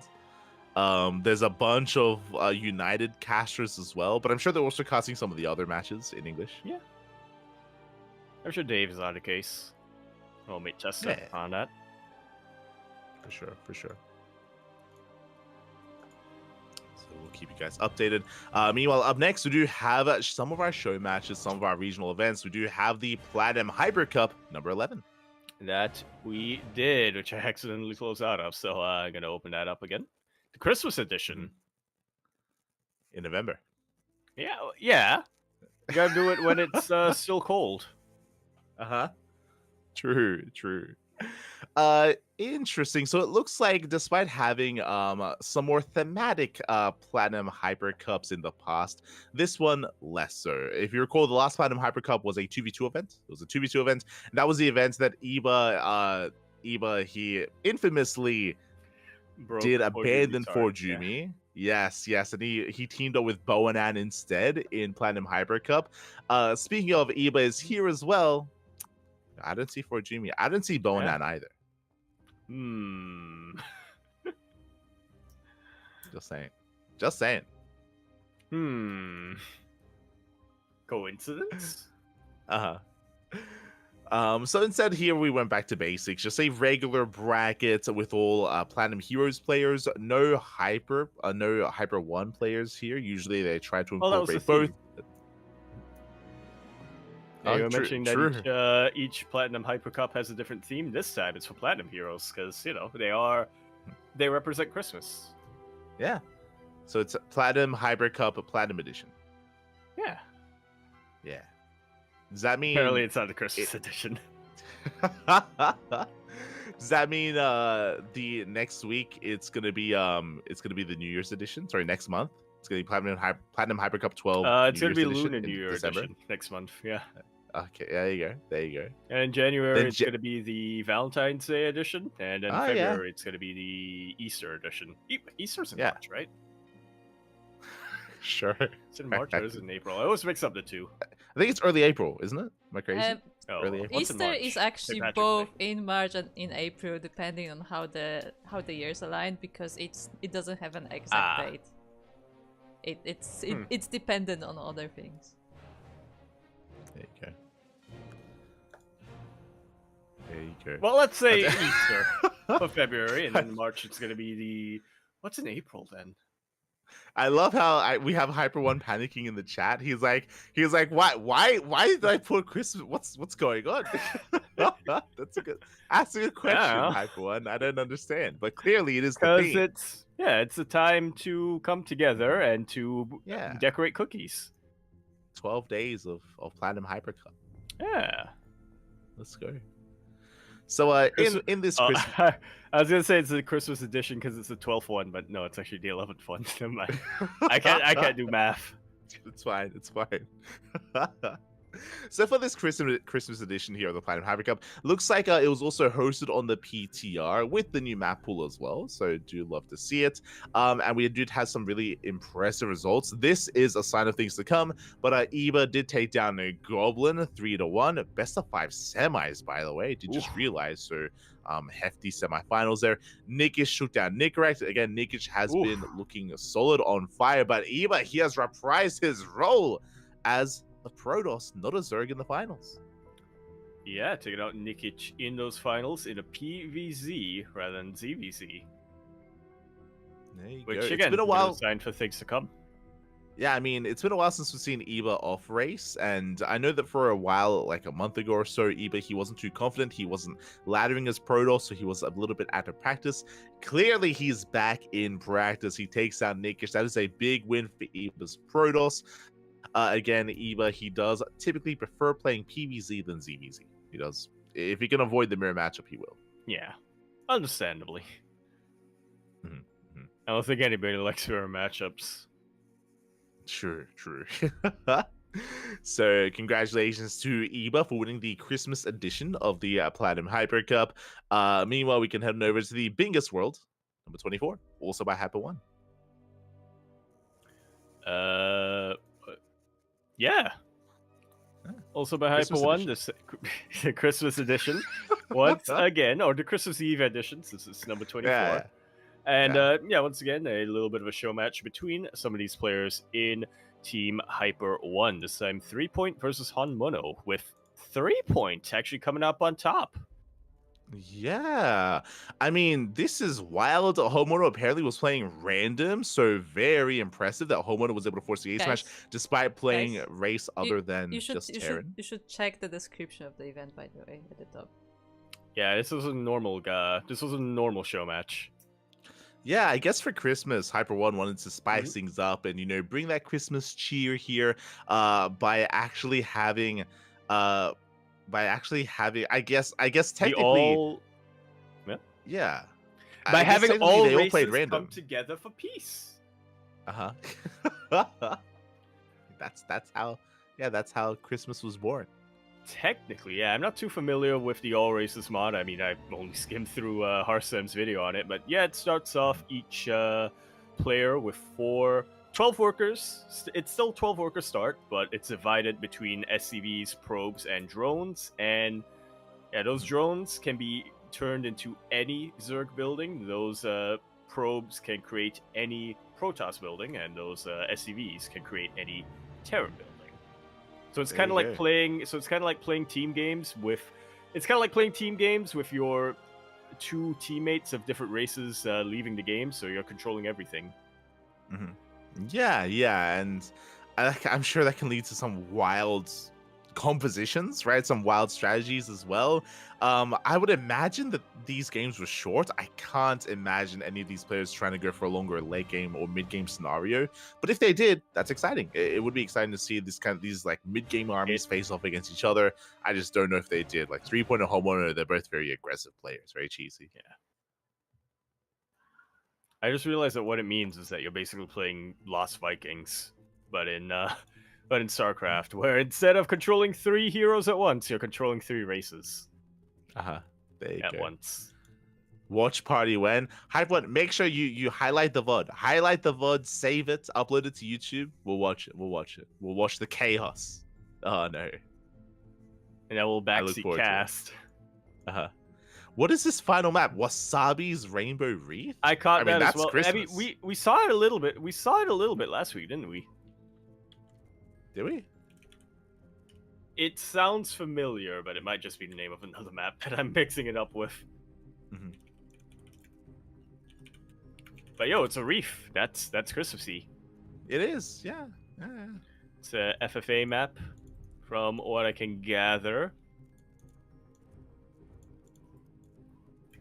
No, when Hyper One makes a theme for a tournament, he commits. He does commit. Yeah, it's rainbow colored.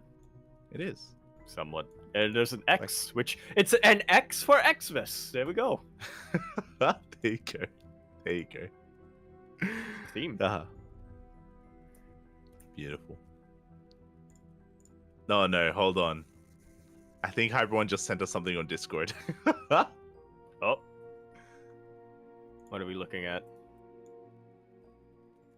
Do you guys on the via Discord? Send us the image, Hyper One. We are looking at the map. I'm gonna send it to you guys as well. Hold on. I'm not sure if I have the right one. I had to scour through the arcade. Yeah, it looks awful. It looks like a map that Hyper One made. Oh no. Tell me you didn't make it, Hyper. Tell me you didn't Wait. make it. I just realized those are double golds in the center bases. Oh god. It's What double is- there's- gold. It's double it's gold all patches. it's pure gold. It's pure But the gold. entire map is gold, but Yeah, there's also it's double pure- gold in the middle. And at the edge, There- and at there the are. top 4 quadrants. Jesus, what are we watching? What are we looking We're at? watching Kuro's favorite map. Right It's a deep cut. We're gonna Oh, be rich. God. This is like big game hunters, except not. Yeah. Wait, Yeah. you can spawn they from spawn in the those middle. center. You can't spawn in the middle. There are also other Yeah. spawn points, Yeah. but it's not at the corners. This map is broken. This map is God. perfect for all races. Well, what I would love actually, the worst thing about this map is because there are so many spawn locations, especially if it's unlocked where you can spawn anywhere, it's gonna take so long to find your opponent. To That's find a where they bad thing spawned to in. you? You have no idea if they're That's next a to you or bad not. thing? Oh yeah. Yeah, you're considering that a negative? That's the best thing about this map. They sell Naga towers. By the way, Hyperad is giving us more fun facts about the map pool of this event in the chat. 3-point actually pick be true. Paradox. He still has 0% win rate. Yo, spoilers! But also, I appreciate knowing that. God damn it, 3-point. I'm telling you, Hyper One. Like, people may have complained about Paradox, but they love it. They love it. I'm pretty sure it's 3-point's favorite map. Paradox. You can't get away from it. Yeah. Yeah. Exactly. Why would they keep coming back if they hate it so much? Yeah. Mhm. Think about it. Explain that. As up next, we did have the Chicken King Team League 2024 full, the continuation here of the Team League, and it looks like the round robin group stage has finally come to an end. Yes, it has, and we already have our confirmed teams making it through. Starlight Twinkle and Little Fairy going to be the top seeds coming in here. Hist and Team IW also, I believe, going to be making it to those playoffs. Yep, so also going to be making it to the playoffs somewhere around there. Toho Project and Protoss the best as the bottom teams make it to the playoffs are going to be. That is going to be our first match in those playoff brackets. Astartes, unfortunately, not making it through, and PCEC apparently disqualified. Yeah, I was trying to look for some information on it, and I'm sure there is somewhere, but not here on the Wikipedia page. Unless I'm missing it somewhere, I don't see like any note as to what happened. And I hope nothing. I mean, yeah, I don't know what really occurred here, but apparently there was a disqualification for PCEC. Yeah, huh.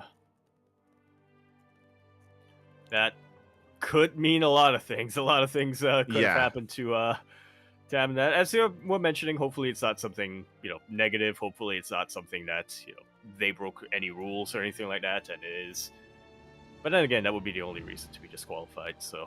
Yeah, that's the thing, right? Like, 'Cause I was gonna say, like, some maybe coincidentally, every single player just can't isn't gonna be available or True. something like that. But it's like, but even then, that wouldn't be a DQ. So, yeah, I guess something happened and some rule breaking did occur. But even then, hopefully, it's not something super serious like cheating or match fixing or anything like that. And yeah, we'll see. Yeah, exactly. Maybe it's worth looking into either the Wikipedia Discord or looking into some TL or SC Boy forum posts. But Exactly. hopefully I know. I was just gonna say, anybody who can read or speak Mandarin, just keep us up, inform us, let us know what happened.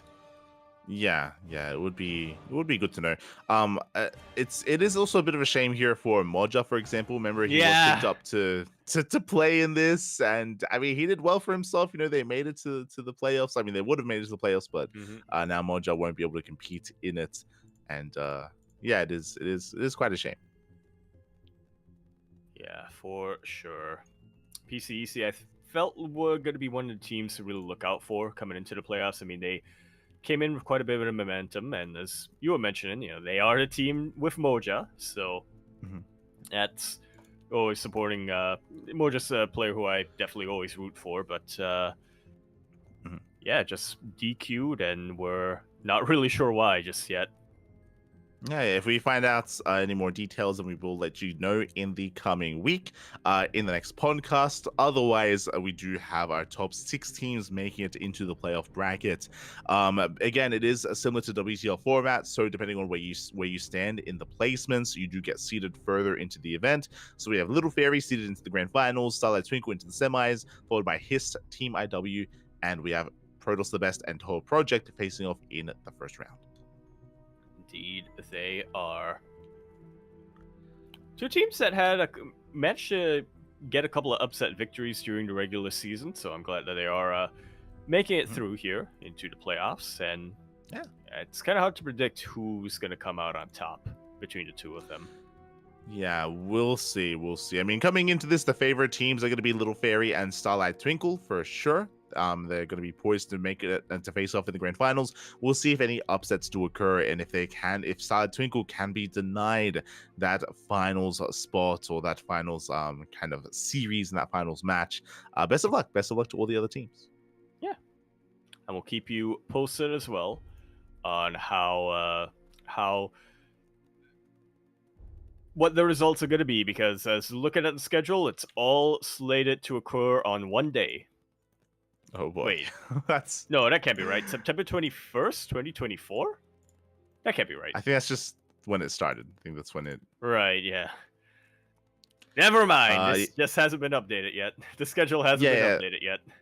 It says end date is going to be December 28th. So it's possible that they might just do one round a week. That they might just do one round a week here and slowly progress.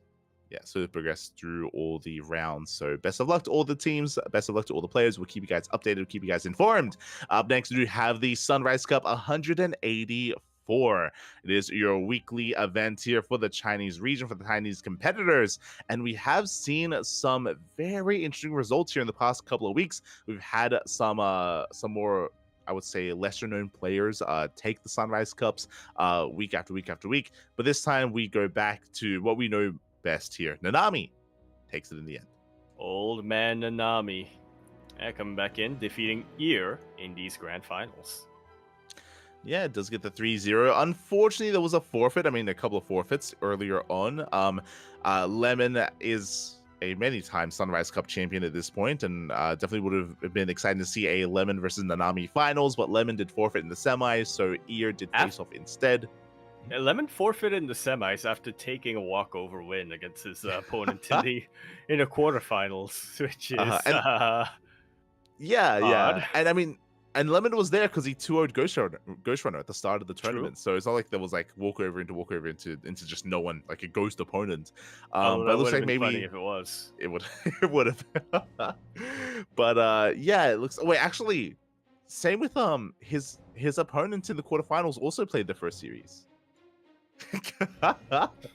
Oh no, someone's taking out these players. Yeah, so unfortunate walkover. I guess something came up and something did pop up where Lemon couldn't compete.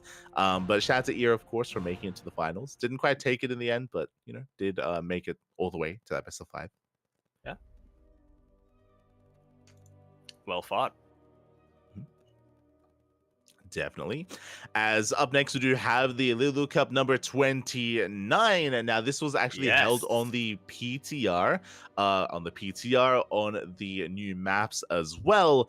And we have seen a bit of a rivalry between Oliveira and Hero throughout all these show matches, but now we have a very different Protoss player stepping up instead.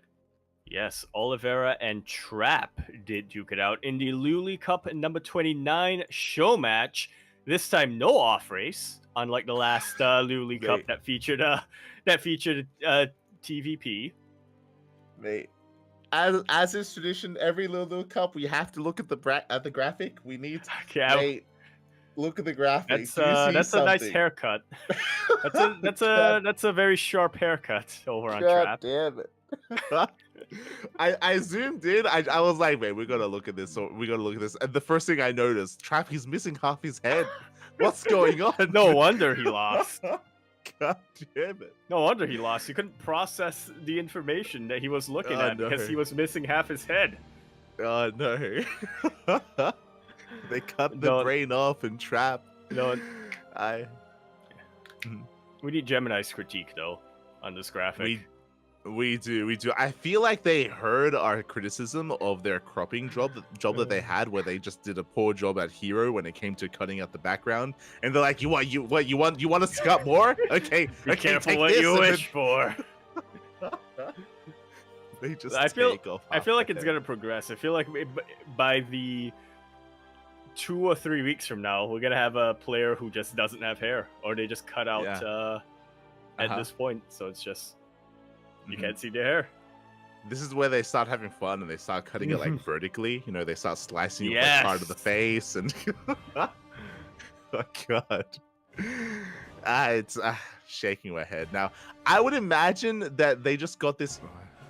I was gonna say maybe they just got this image from an image, like from a previous graphic that ended at the top, so you could only see that's just where the graphic ended.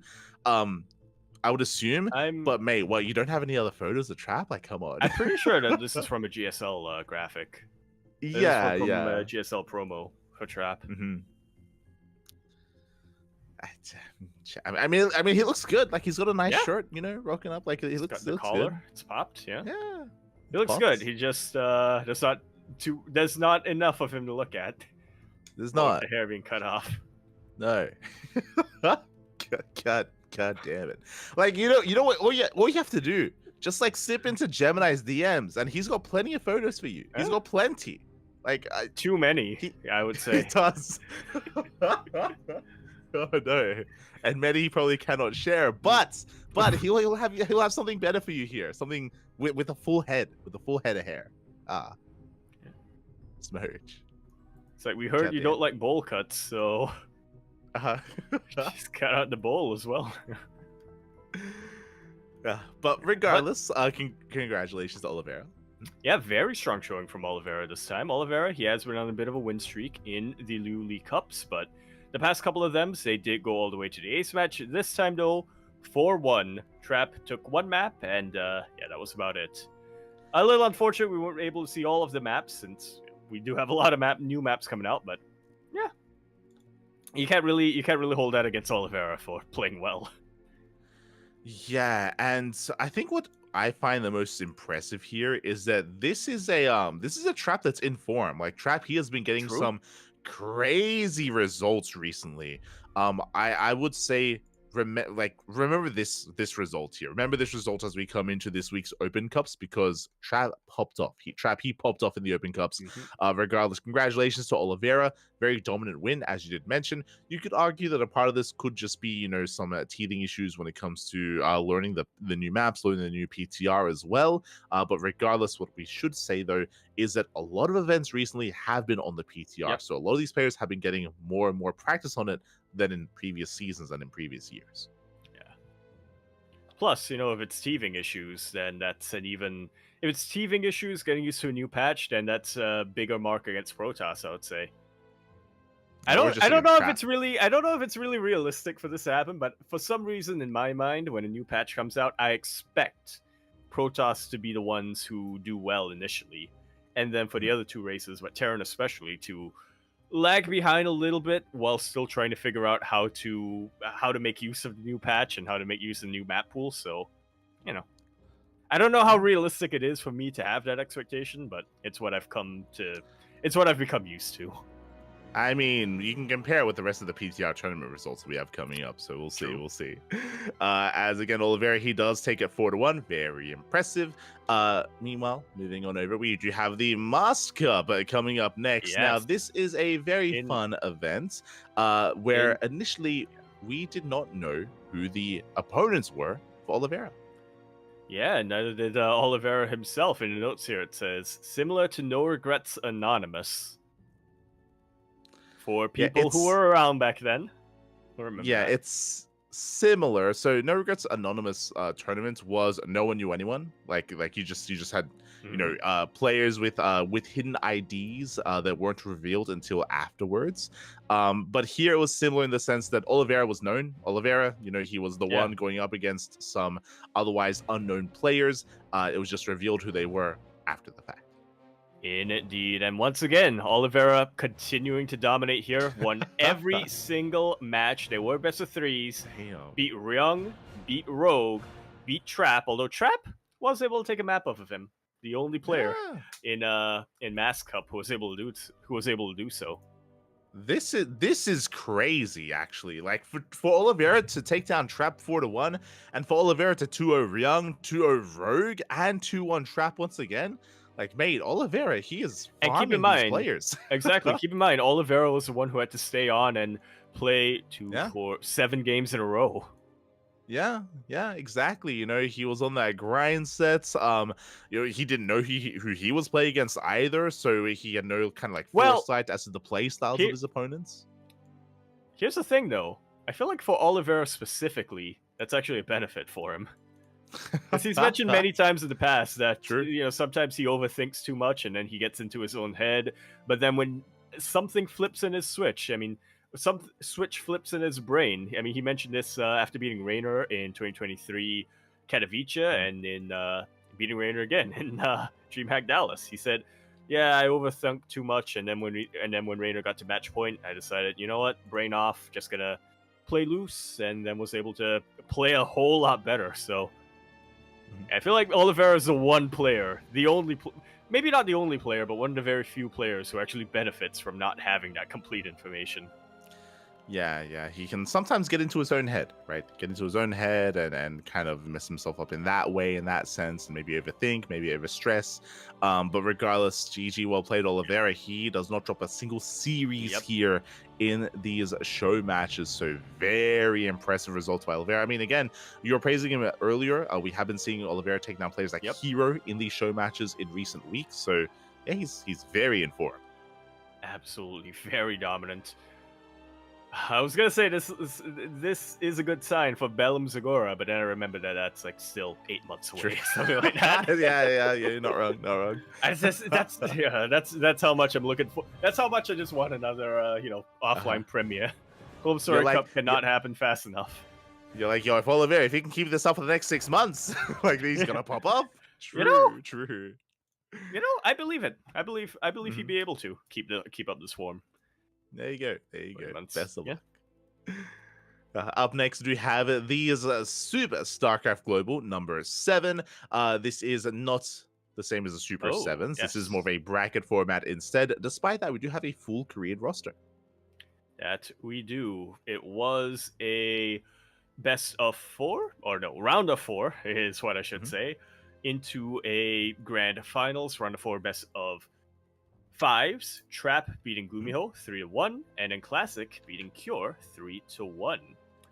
Protoss players doing pretty well against the Terran players here.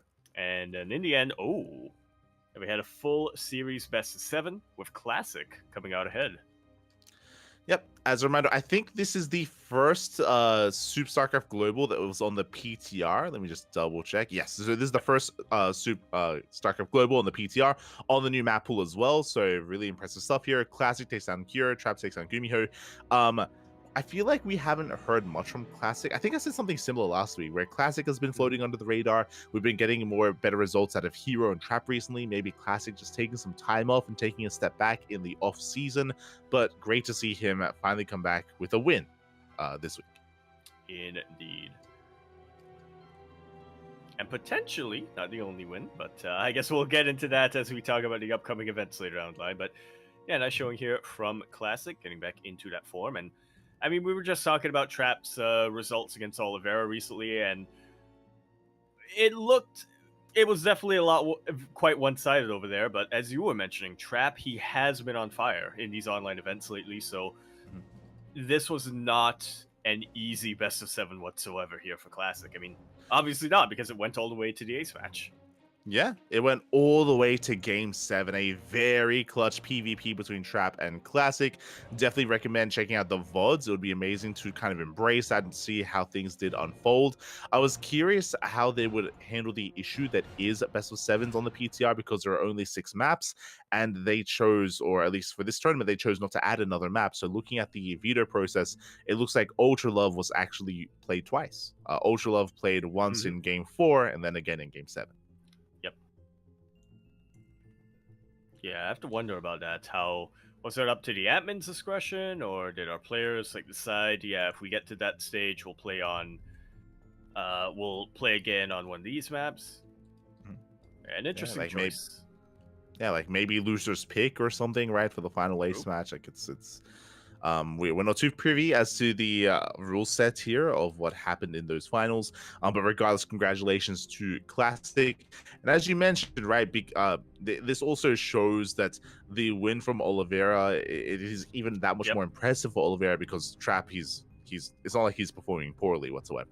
Yeah, definitely on fire here. So congratulations to Trap and Classic for winning Super StarCraft Global number 7. As we move on to the Supers 7, another full best of 7 series that we had here. This time, a PvT between Zaun and Gumiho. Oh, let's go. And of course, this is a Zaun that is right off the back of the Alima League previously, where Zaun was able to take down Clem and Björn as well. Zaun has been looking so good recently. It was last week in the Alima League where he took down Clem, took down Björn. The best player in the world, the best Terran in the world did fall at his hands, and even takes down Gumiho here as well. So it's been great to see the rise of Zaun. Again, last week we talked about how we've been praising Zaun for his PvP, and clearly his PvT is on point. This was a close series though. What I will say, it was a close best of 5.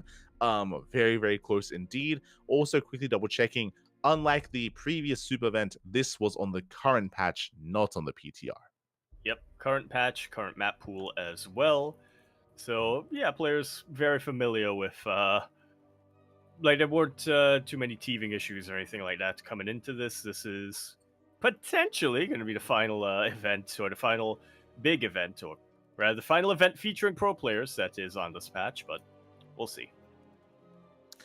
Yeah, a lot of tournaments have kind of decided to move over to the PTR, and they've been hosting their events there instead. Again, for testing purposes, again, to make sure we provide as much feedback as possible. At least not for this Super 7's show match, but it's possible that the next one is going to be in the PTR. If the global event was, then I'm sure this one will follow suit. Yeah. Probably. We'll see. We'll see how it goes. For sure. So congratulations to Zaun. Again, he continues his reign here against Terran, but good to see that Gumiho did put up a very strong fight against him. Again, Zaun has not been back for too long at all when it comes to finishing up his military, so it's been impressive to see his run. What I'm most curious about, and what I'm still waiting for him to really pop off in, is his PvZ. It does feel like currently his PvZ is his weakest matchup. It's the matchup that he still has to work on the most, but it has been great to see him rise everywhere else. I mean, one matchup at a time, I guess. True. He's gonna be put into the next Super 7. He's gonna go up against Dark or Shin or someone, and then he's gonna come out on top and be like, "Oh, is Zaun the best player in the world? The best Protoss player in the world, at least." He's cracked. Crazy. He is in form. Yeah, he's doing really well. Keeps us up, then potentially. As up next, we do have our next show match, the Basilisk Big Brain Bouts number 75. Oh boy, and once again, did we have a theme for this? That's the most important thing we have. Yes. I don't know what it is, but so something crazy here. First things first, this was on the PTR. Right. And this was kind of on the new maps, but look at the map pool. There's some very old maps. Sea. Hell yeah. Very old maps in the map pool. Found. Dragon Scales? Yo. Back. Did we have a beat for Dragon Scales? I don't think we did. But I mean these are relatively new maps. Like Dragon Scales was 2023, Data Sea was 2022, Lost and Found was 2018. That's the oldest one. Yeah, 2018. Jeez, I was gonna say 2020. Yeah, I didn't realize it's been that long. Lost and Found, great map. For sure. It's been a long time. Kind of a weird choice of maps, right? Like Data Sea and Dragon Scales make sense because they're a little bit newer, but Lost and Found came out of left field, so kind of an oddity there. Well, it makes sense because it's a good map. True. True. It was just lost. It was lost for so long. Yeah. They finally found it. After 6 years, and yeah. So because of that, it's really cool to see these matches, or it's really cool to feature some of these older maps in this show match series. Yeah, I mean, it's probably the best place to feature older maps, right? In more of a show match like this. For sure. Because of that, though, I mean, it's not too indicative of how the upcoming season is going to unfold, especially because it looks like a lot of these older maps were not vetoed. They were actually played out instead. And we had some crazy results or crazy matchups as well. Zombie Grub competing, I think, for the first time in the Big Brain bouts, went up against Pi in the TVZ. Yeah, coming out ahead 3-1, getting that Royal Road. A very nice result there from Zombie Grub. Did compete in the first best of 5, followed by Future versus Maples. A bit of an NA showdown. Future, though, is quite a heavy hitter and did take it 3-0, featuring Datacy and Dragon Scales. Likewise, we then had a best of 5 between Mixu and Sebestis. Right, yes. Yeah, this time featuring Datacy and Lost and Found as well. Yeah. Mixu coming out ahead here on Sebesdes, not Sebedebis. Not at all. Which is how I read it. At first. God damn it. Yeah, God damn it. And the highlights here of the tournament was Max versus Rainer. Now, part of me is like, oh, it's really cool that they faced off, but another part of me is it's a little bit unfortunate that they did play out on 2 of the older maps. I don't know if you've noticed, Yaku, but one of the big criticisms of the current landscape of the PTR tournaments is the lack of Zerg representation. Like currently, because several Rainer and Lambo are taking a bit of a break, they often don't play in these open cups. We don't, like, Lambo doesn't play in like KSRC, and Sarah doesn't play in them. Rainer doesn't play in them either. So we haven't seen too much at least European Zerg play on these new maps. Exactly. I was gonna say, it's just, for whatever reason, Zerg in general just isn't as active when it comes to the online cups. Like you have Shin. Dark, who signs up for everything, and Shin, who signs up for everything, but apart from those two, like everyone else, like Rogue, it's like 50-50 on whether he signs up or not, similar with Solar, and you have a lot of the 40-40 on whether they're gonna sign up. Golden is too busy directing plays or a theater troupe or whatever it is he's doing to sign up for online cups nowadays. And then, yeah, as you were mentioning, when it comes to the European Zerg players, Lambo was usually somebody who we can count on, but because we are in the off season, he's taking a little bit of a step back, a little bit of a break, and then it's up in the air. Iba, funnily enough, I feel like has been the one to really hold that torch for EU Zerg in the PTR tournaments. It's been like Iba and Nikish, prospect, right? Yeah. It's like, who's the Zerg representative? A guy that plays Protoss half the time. It's like, oh, okay. God, no. Yeah. But 100%, exactly right. There's just not much Zerg representation currently, just because it's not even that. If you recall, Alaser's been playing a lot of Stormgate. Alaser's been playing a lot of Stormgate, less SC2, so Alaser's been less active as well. So yeah, just the top European and even the top Korean Zerg scene has been just, under the radar here, and because of that does impact how we're able to perceive some of the changes, right? We're now seeing less, late game ZBT or ZVP, and I feel like, that has been addressed in the patch, that has been addressed in the map pool, and we need to see whether it is a good thing or a bad thing. How much has testing? Yes, 100%. So it is really cool that they got Rainer here into the show match, so at least we got some games. But only on 2 of the new maps. The other 2 were on Lost and Found and Data C. Congratulations to Max, by the way, for winning the series. Did take down Rainer. Very impressive. Really solid result there from Max. Yeah, as we've come to expect from Max, really, in these past couple of weeks and months. I'll say, no, it's really cool to see Rainer back here. I know that he did mention he was planning to take a little bit of a break and have a little bit of time off and not practice as much, or I should say not practice as much, but enjoy it, to use his words, enjoy his time off, playing League, which apparently is enjoyable, allegedly. Mhm. But yeah, it's nice to see him return a little bit, and nice for us to get a little bit of a sense of how he's adjusting to the new patch. If even though it's not necessarily the new maps, we can get a little bit of a glimpse as to how he's adjusting to the new patch itself. Oh, yeah. For sure. Hold on, I do see there's a discussion happening in the chat as well. Did also want to enlighten that. I mean, I think there's some people asking about Firefly. Yes. I mean, for the most part, I think we did get confirmation about the accusations of Firefly when it came to reveals of like payments and reveals of money transfers. We have concrete, like you said, proof and evidence that he has been involved in match fixing in the Chinese scene. All the other things that people are talking about potentially like toxicity or whatever, that we're not too privy on, but I think it's pretty much. I mean, there's no explanation for the screenshots and the conversations that we've got coming out other than it being match fixing. Yeah. I mean, we'll see if any other news does get released regarding that. But that was, now like 1-2 months ago at this point.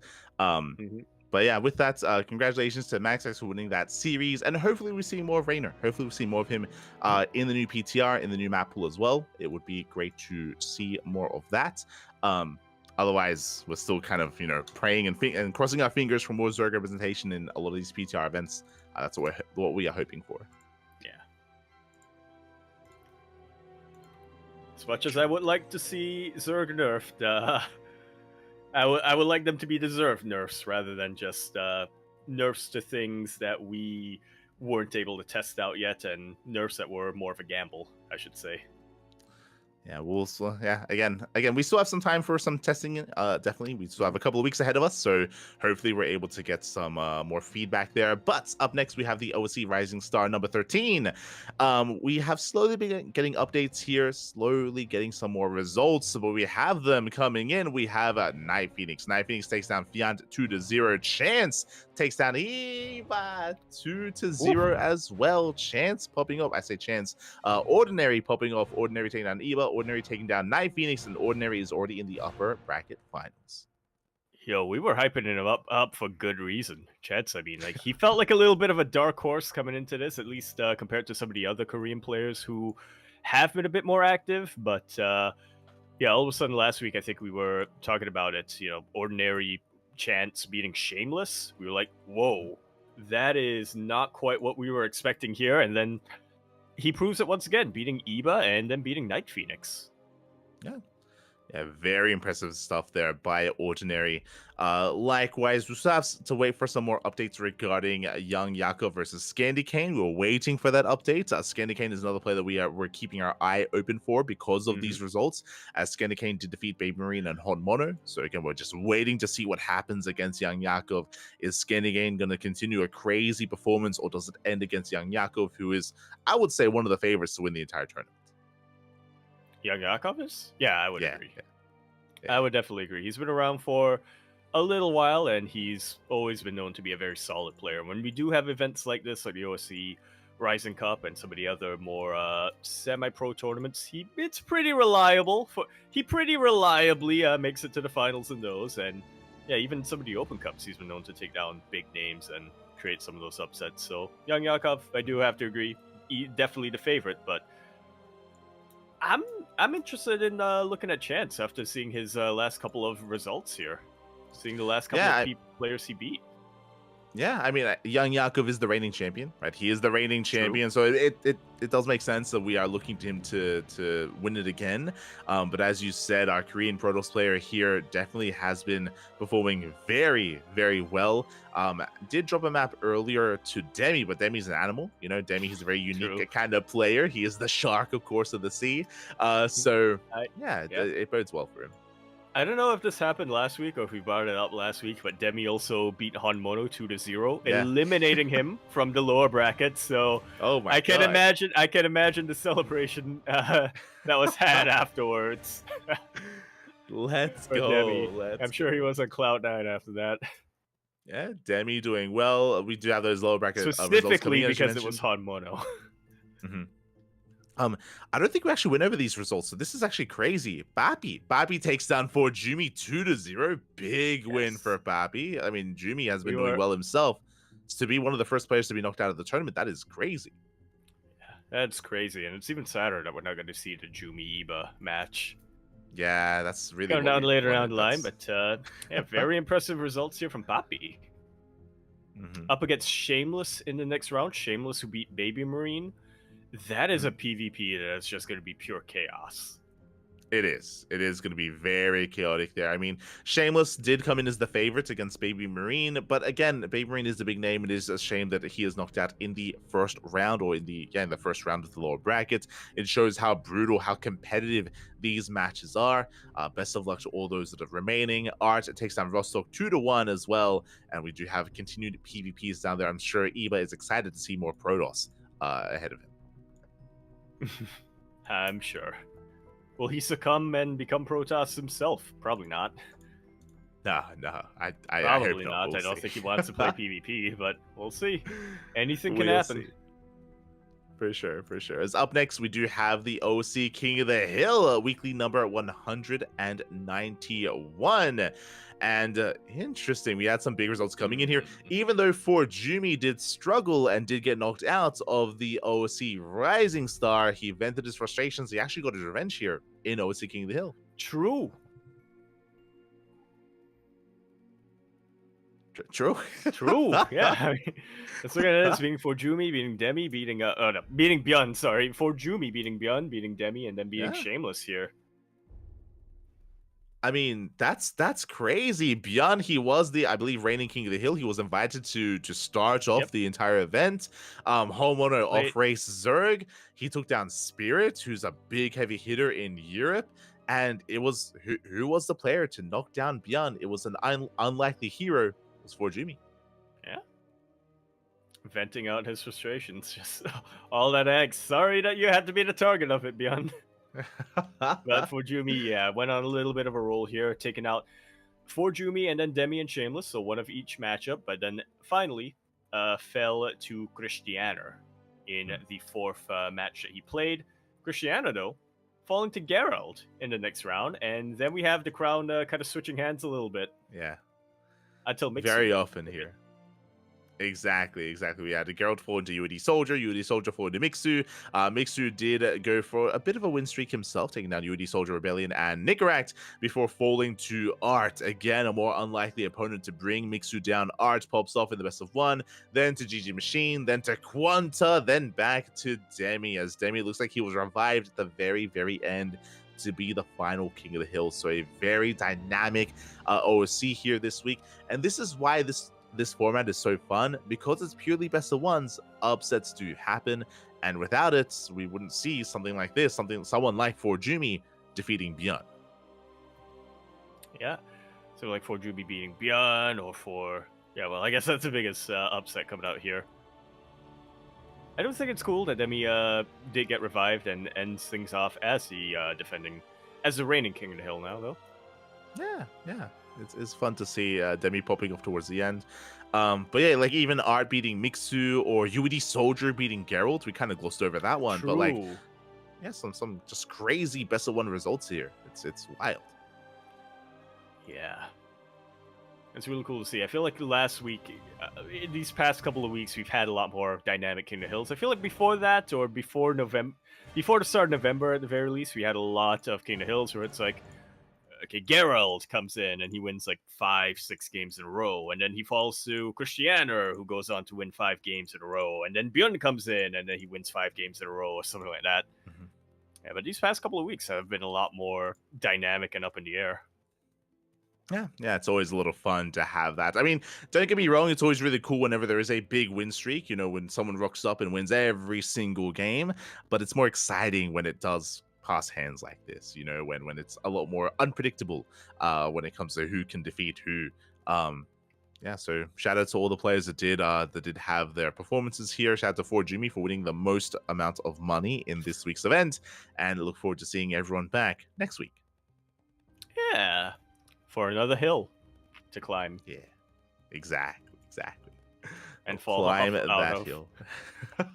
Oh God. It's Anyway, a up next we psychology of have. the hill. It is. The cycle we know, the cycle we love, the cycle we do love.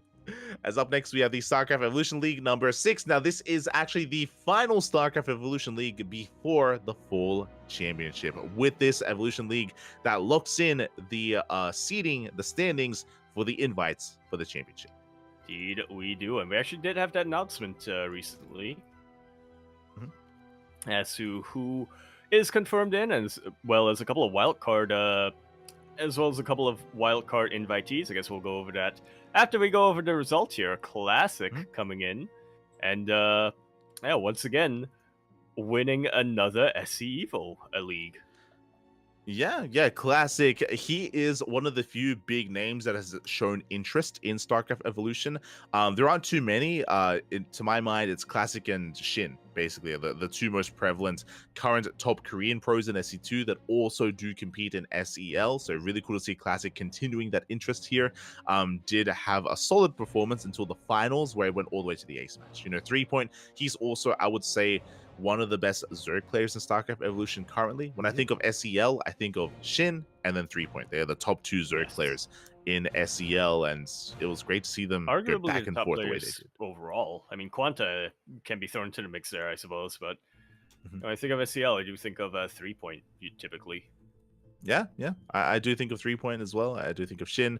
As you mentioned, Quanta, he had a really clutch series against Classic. It was a 2-0 at the end, but Quanta, he was able to hold his own at times, so no shame in going down to Classic, and I want to believe that Quanta can maybe pose a greater threat the next time they face off, potentially in the Fall Championship. And when it comes to that finals, again, it was very neck and neck between Classic and 3-point. 3-point, though, did go for a lot of cheese. It was a bit of a shorter series, and especially in the first two games, 3-point, he was hamming it up with early pool timings, with all-ins. He was hyper aggressive. At times it worked, at other times it did not. No, it didn't, unfortunately.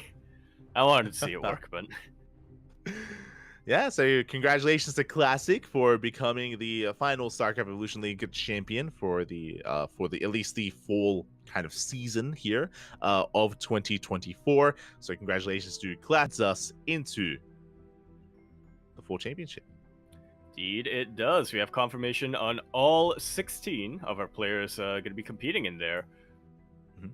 So we went over the qualifiers. We went over the qualifiers last week. Ateshi, Quanta, Rumif, and the STC was our major surprise. Did end up getting invited over there. From the Fall 2024 standings, our top 4 players there were Rebellion, Honmono, Shin, and 3-point. But fret not, fans of Classic, for he was one of the 8 invited players, along with Mana, Skillus, Spirit, Dark, Shin, Wayne, and I'm glad that I'm gonna take credit for this last one.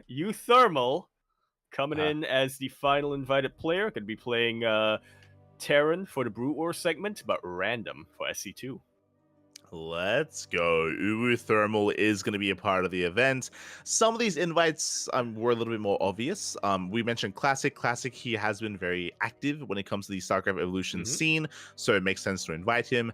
Skillus as well. Skillus has also been very active, has been playing in more and more weeks as of recent months. Mana, we've also seen him embrace it. If you remember, we spoke about Mana because he played in the show match during WTL, played in the SEL show match against Crank, so Mana is experienced. But what I will say is that some of these players less so, right? Dark, Spirit, and Wayne, a little bit less experienced here, from my understanding. Yeah, I was excited to see Dark get invited because he's, as you mentioned, never really played in any of the SEL weeklies, and so I'm gonna be interested to see his take. I need to correct myself here. I think I might have mentioned Shin twice. Yep. Looking at the bracket there, it's not Shin that was invited. It was Kiwian, otherwise known as Top or TOP. Shin already qualified through the standings. Exactly. So so we do get to see double the action, double the Shin here in StarCraft Evolution Fall. So do love to see it. This tells me that now he can play in 2 groups at the same time. So Yep. Shin he can It's bring a that much Christmas more miracle. Zerg action. It's beautiful. Yeah, it's a Christmas edition. It's oh god. It's fine. It's fine. With that, I'm sure it's gonna be fixed up, and Top or Yeah. Kiwian is gonna be that final invite. It's gonna be interesting because I believe Kiwian was gonna be casting, but yeah, he's gonna be competing initially as well. Yeah. Could be a situation where he plays, and then if he gets knocked out, then he'll transition to just casting the other games. But yeah, we'll see. We will see as we can scroll down to the groups. The groups have already been constructed, and the group stage does begin in 2 days. We will be casting the group stage as well, not live. We're going to be going over them via replays like 24 hours later or as soon as we can when it comes to our schedule. So we have plenty of SEL action ahead of us. At first, we have Group A with Shin, Rebellion, Mana, and Kiwian. Or Top, depending on how you want to look at it. And I think it's pretty obvious who the favorite of Group A is going to be here. Number 2, though, that's going to be a little bit more up in the air. I do feel like Rebellion has been very steady when it comes to the SCL weeklies, but I don't want to... I feel like Top's a bit of a wild card coming in here. Yeah, I would have to agree that, like... Yeah, I was just going to say, Top, while he might not have had as good results as Rebellion in the weeklies, I feel like he's just shown a lot of interest and a lot of passion when it comes to the SE Evo mod. So I feel like he's a bit of a wild card coming into this. Yeah, like I would have to agree that Shin is number 1, right? Shin, he makes that in the 1, 100%. When it comes to number 2, I think another wild card, and like we have to stop underestimating him, is Mana, right? Like the problem, we just don't know how much has he been playing, right? Like how much of SEL has he been playing, has he been practicing, has he been improving? Like he is just a big like enigma in this group. Because of that, he could make it out as well, or he could not. So I feel like he's gonna add a little bit of spice to this group, and we'll see if he's able to take it to Rebellion and Kiwian or Top or not. Well, he did avoid becoming the chicken king, or was it Chicken Lord, during the WTL show matches, the SEL show bracket. So we really can't discount Mana. I do think that he's got a couple of tricks up his sleeve there. Yeah, it's hard to predict who number 2 is going to be, but my gut feeling is telling me Top. Okay, that's okay. You're locking in your prediction. My brain is saying Shin and Rebellion, but my gut is telling me Shin and Top or Kiwian. Okay. I'm gonna go Shin. I'm gonna go Shin Rebellion. I'm gonna go Shin Rebellion just because I know Rebellion has been, he's been putting in a lot of work. He's been practicing a lot. He's been coming up with his own builds in SEL as well. So he's been really kind of trying to be a pioneer here of Protoss in the league. So I do wish him the best. But again, Mana, he could come out of nowhere and he could, break through as well. So best of luck. Yeah, that I think is probably the most difficult group to predict. Group A, kind of the group of death coming into here. Oh yeah. Up next is going to be Group B. Group B has Classic, Quanta, Wayne, and Rumieth. And once again, this is going to be an interesting one as well. It definitely is. I do feel like the 2 favorites, obviously, are going to have to be Classic and Quanta. But first off, we don't really know too much about how much Wayne has been playing in the SE Evo mod and how much what he's been able to craft together when it comes to builds and when it comes to strategies and stuff. Rumieth is that unknown player who made it through from the qualifiers, and so he's definitely the guy who I have my eyes on. I'm not saying he's going to make it out top of the group or anything, but I'm very curious to see what his performance is going to look like.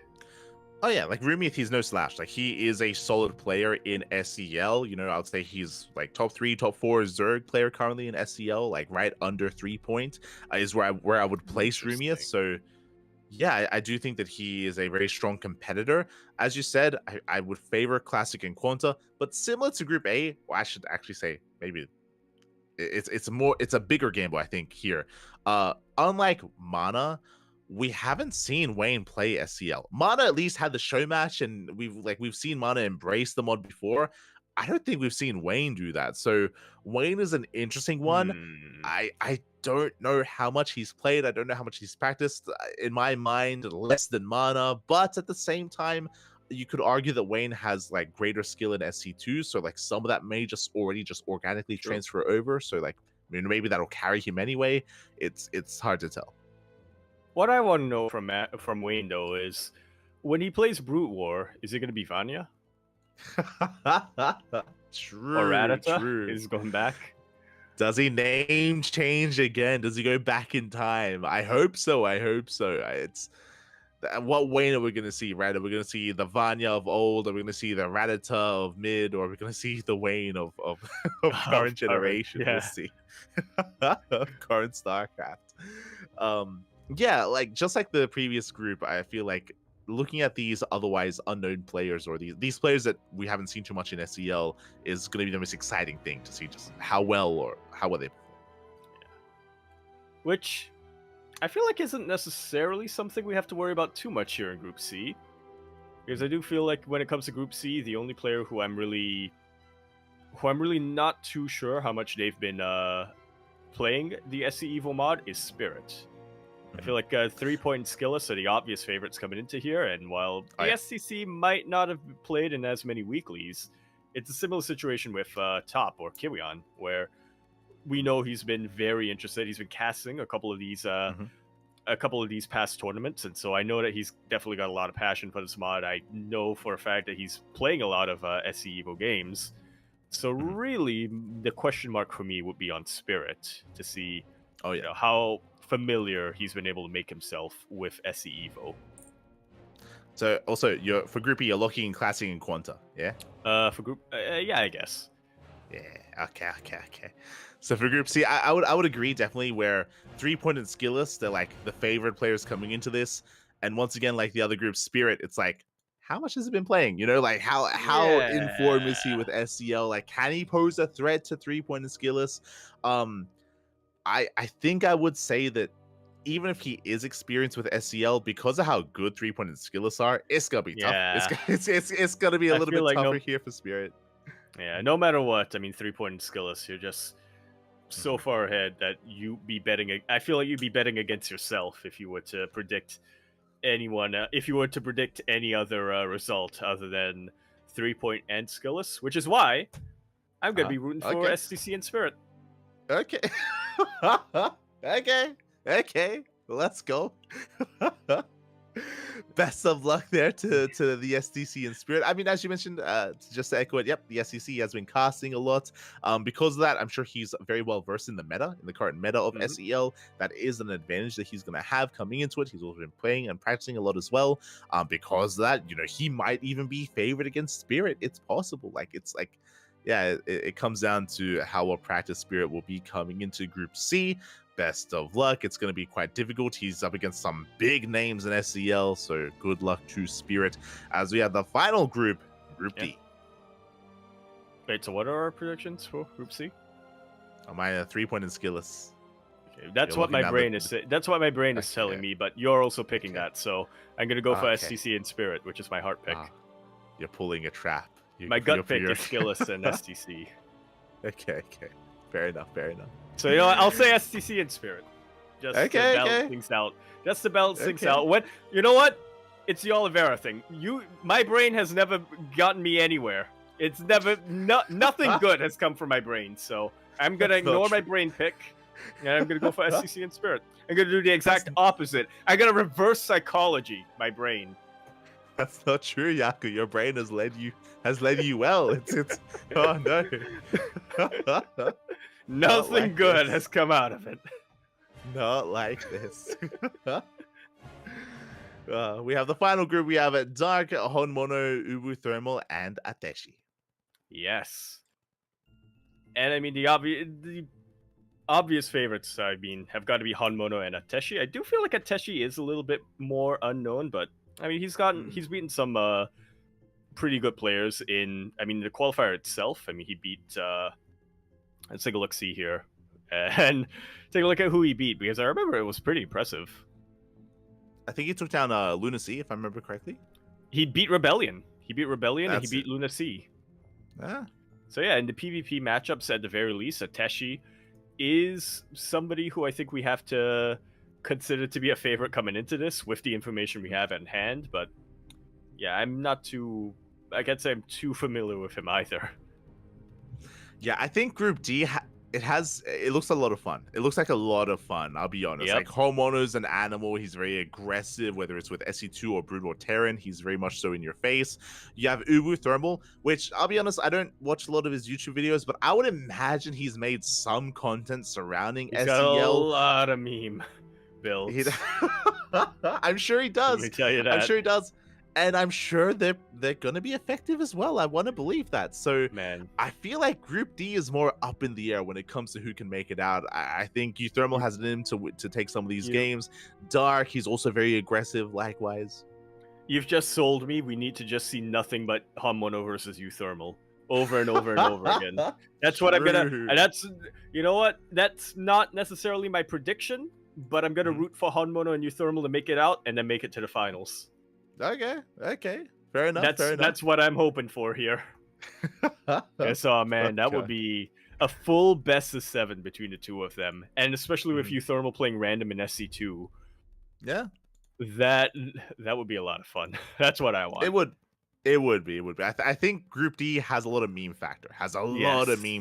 And you know, it's going to be the fastest group of all groups as well. It's going to take like 2 hours or something to get through all these matches. It's going to be amazing. Who are you locking in? Who are you looking in to make it out of Group D? Okay, Brain is saying Honmono Ateshi. Okay. Gut is telling me Dark and Honmono. Heart is telling me Honmono and Euthermal. That's what I want more than anything.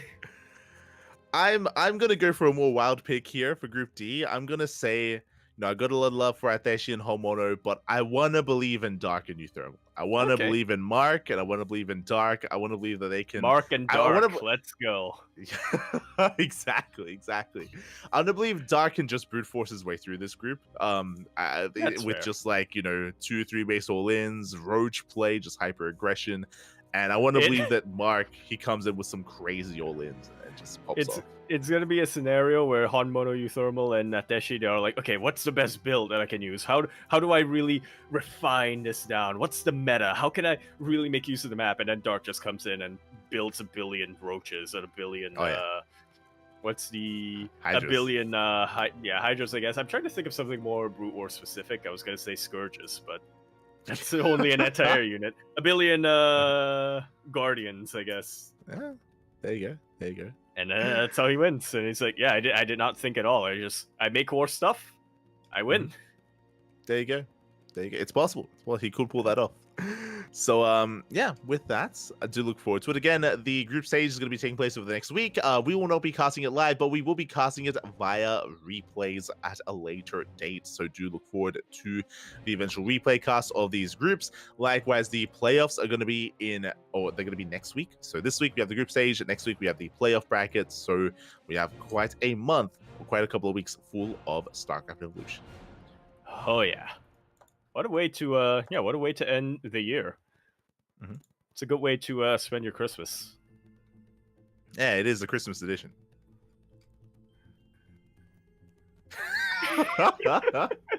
And now we wait for chat. Let's go. The full championship Christmas edition. It just makes sense. It just makes sense. Yeah. What can we say? Yeah. For sure. As up next, we have the Dave Testers Open number 9. Now, this is not necessarily a regular event. It's just every now and then. Every now and then, when Dave wants to host an event, when it does kind of catch his attention, he's like, you know what? We'll start a tournament. We'll host a weekly. We'll just make something here and now. Every now and then, when Dave decides that he has too much money and he needs to run from the tax people? ? God. We got another Dave Tester Open. To get Neo on the line and get our lawyers ready. Oh, God, But yeah, it is more of a spur of the moment event, and we did have quite a lineup though. A lot of NA representation. We had Trigger, we had Paddy Mac, we had Estrella, likewise some European representation as well. So really nice turnout, despite how little time players had to get ready for this. And this was hosted on the PTR.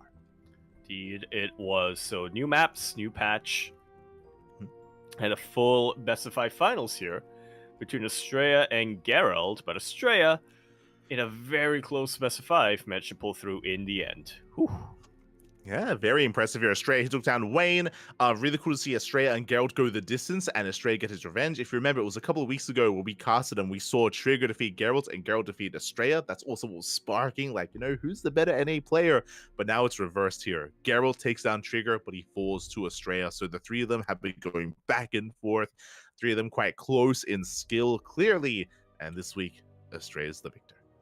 Indeed. I also just realized he off-raced against Patches in the first round. Oh, yeah.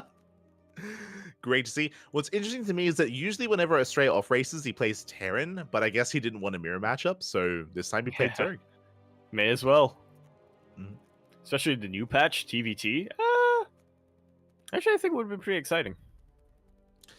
Yeah, it did avoid that, unfortunately. But regardless, congratulations and some solid results. I mean, we even had Paddy Mac taking a map off of Trigger. Very impressive to see that go all the way to the ace match.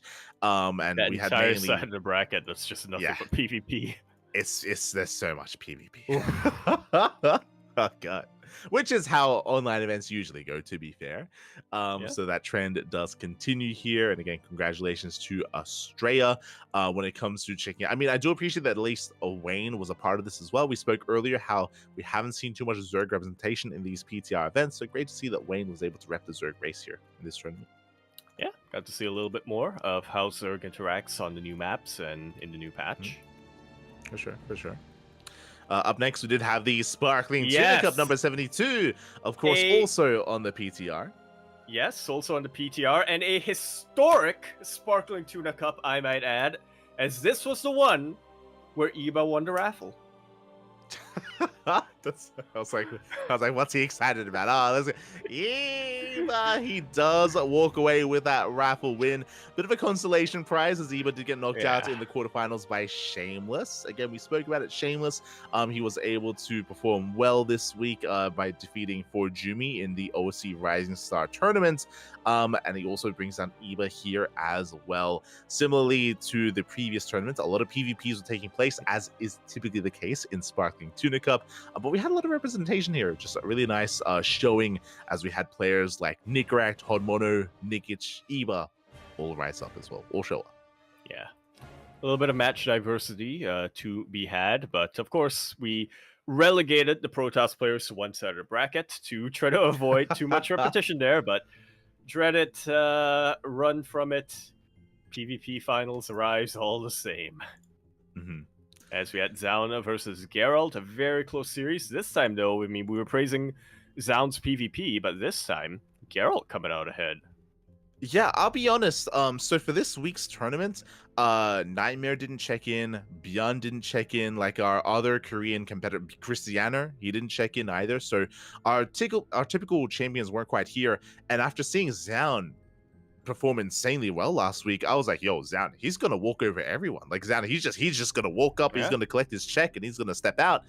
And it was looking to be the case. Collect his check, and he's gonna steal the raffle as well. True.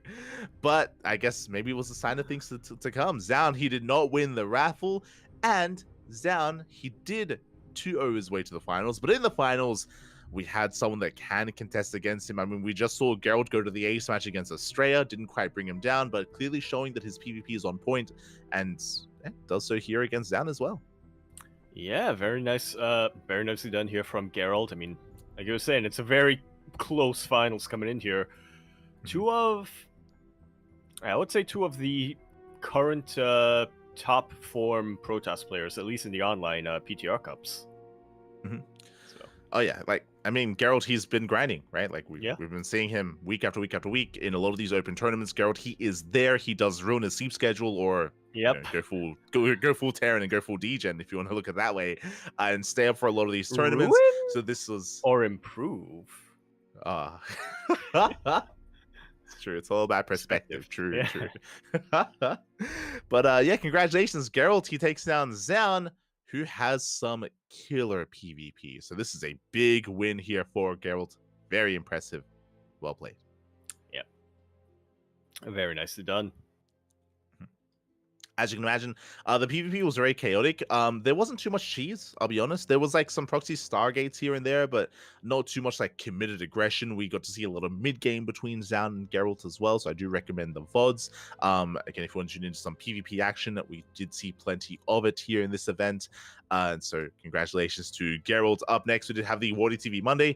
This is one of the few tournaments that is not actually on the PTR. This is on the regular patch, on the current patch, the current map pool instead. So kind of bringing it back here to what we're a little bit more used to. Yeah, a little bit of a break from the energy overcharge and all the other changes to be made. This is good old-fashioned, what we've come to expect. And once again, as we've come to expect, PvP finals. Mate, look at the results here. Mate, Trap. We mentioned last week how Zaun popped off. Zaun was able to take down Clem and Björn, and Zaun had a crazy performance in the Lima League. We mentioned earlier, I did try to bring attention to Trap's performance against Oliveira, how Oliveira did 4-1 Trap in the show matches, but Trap has been looking so damn good. He defeated Gumiho earlier in the show matches as well, and here, Trap, he 2-0'd Gumiho, he 2-0'd Clem, he 2-0'd Björn, and he 3-2'd MaxPax. This was crazy. Terran Slayer. So we should be calling him after this just absolutely brutal bracket here. I pity any Terran player who had to go up against Trap in this particular weekly. He went on an absolute tear. Started to show a little bit of, would have 2-0'd MaxPax as well if the finals were a best of 3. But yeah, MaxPax was able to fight back quite a bit in the next 2 rounds. But on the ace match, Trap, he brought it back and he was able to win it. MaxPax, who himself was on a little bit of a Protoss tear, taking out Hearthstem, and then taking out Classic, and then taking out Hero, who I believe historically has had the upper hand on MaxPax. This time falls to him, and then finally the final boss was Trap. I can only imagine how Gemini reacted to this weekly. Hey, he was a happy boy. He was, but yeah, I mean, MaxPax, he has the best PvP in the world. He has the best PvP in the world. We have seen Hero and Showtime take series off of him before, but MaxPax, he's a beast in PvP, and I mean, you saw it here, right? That's all he played. That's all he played here in this tournament. Just pure PvP. I mean, that's online StarCraft for you. Despite that, though, the finals was very intense between Trap and MaxPax. Trap being very aggressive. I should also emphasize, though, also embracing the mid game. What I will say is that MaxPax popped off and started a crazy comeback when we started getting into longer game states. So we had Trap kind of wind it back here on Dynasty, fall back on an all-in, and he was able to actually break MaxPax in the end. Crazy result here by Trap. Very impressive. And I mean, yeah, again, on the one hand, it also shows how impressive Oliveira was previously to defeat Trap, but also shows just how informed Trap is. I know there's been a lot of hype around Zaun, but clearly Trap, he hasn't been too much longer here for the military, and he is 2-0ing so, like, he's just playing so well. It's crazy. He 2-0'd the world champion.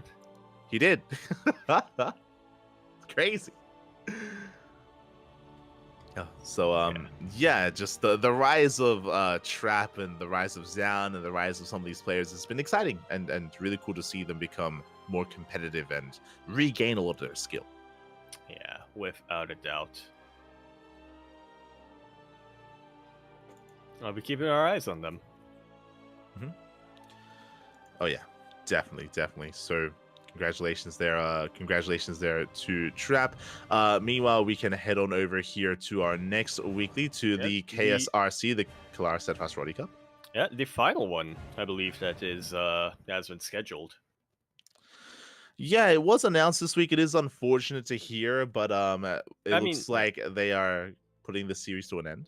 Yeah, I mean, announced this week, but if I may be mixing it up with another announcement, but I believe that when KFRC was announced as well, it was they did say that this is going to be temporary, and I think that was this 11 weeks was planned with the hope and kind of the assumption that we'd get more news as to the EPT circuit or to StarCraft, the future of StarCraft esports at this point, and yeah, unfortunately, we have still not gotten that yet.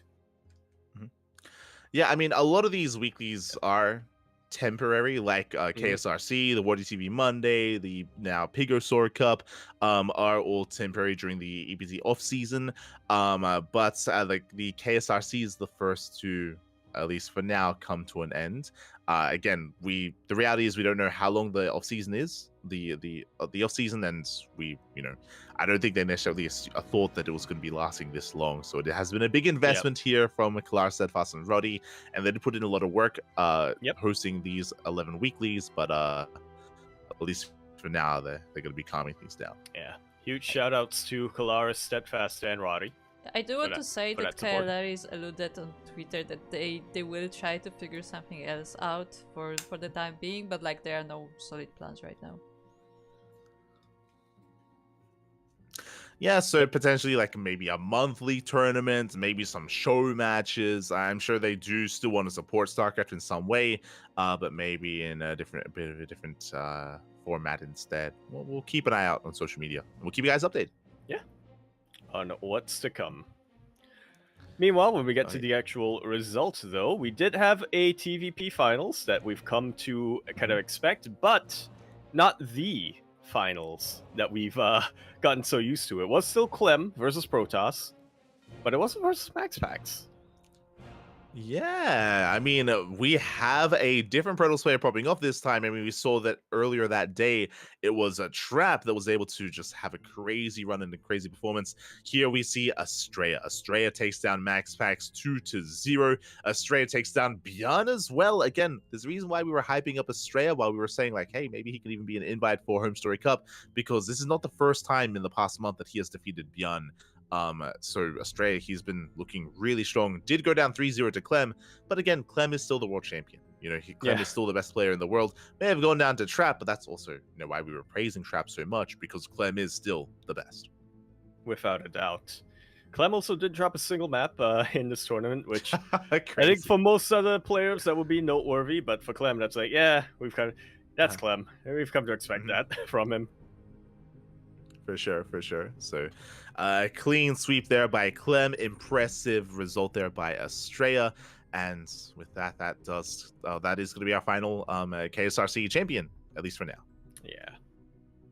We'll see what's to come. Speaking of things that have come, once again, we have the Pigosaur Cup taking place a couple of hours after the final KSR.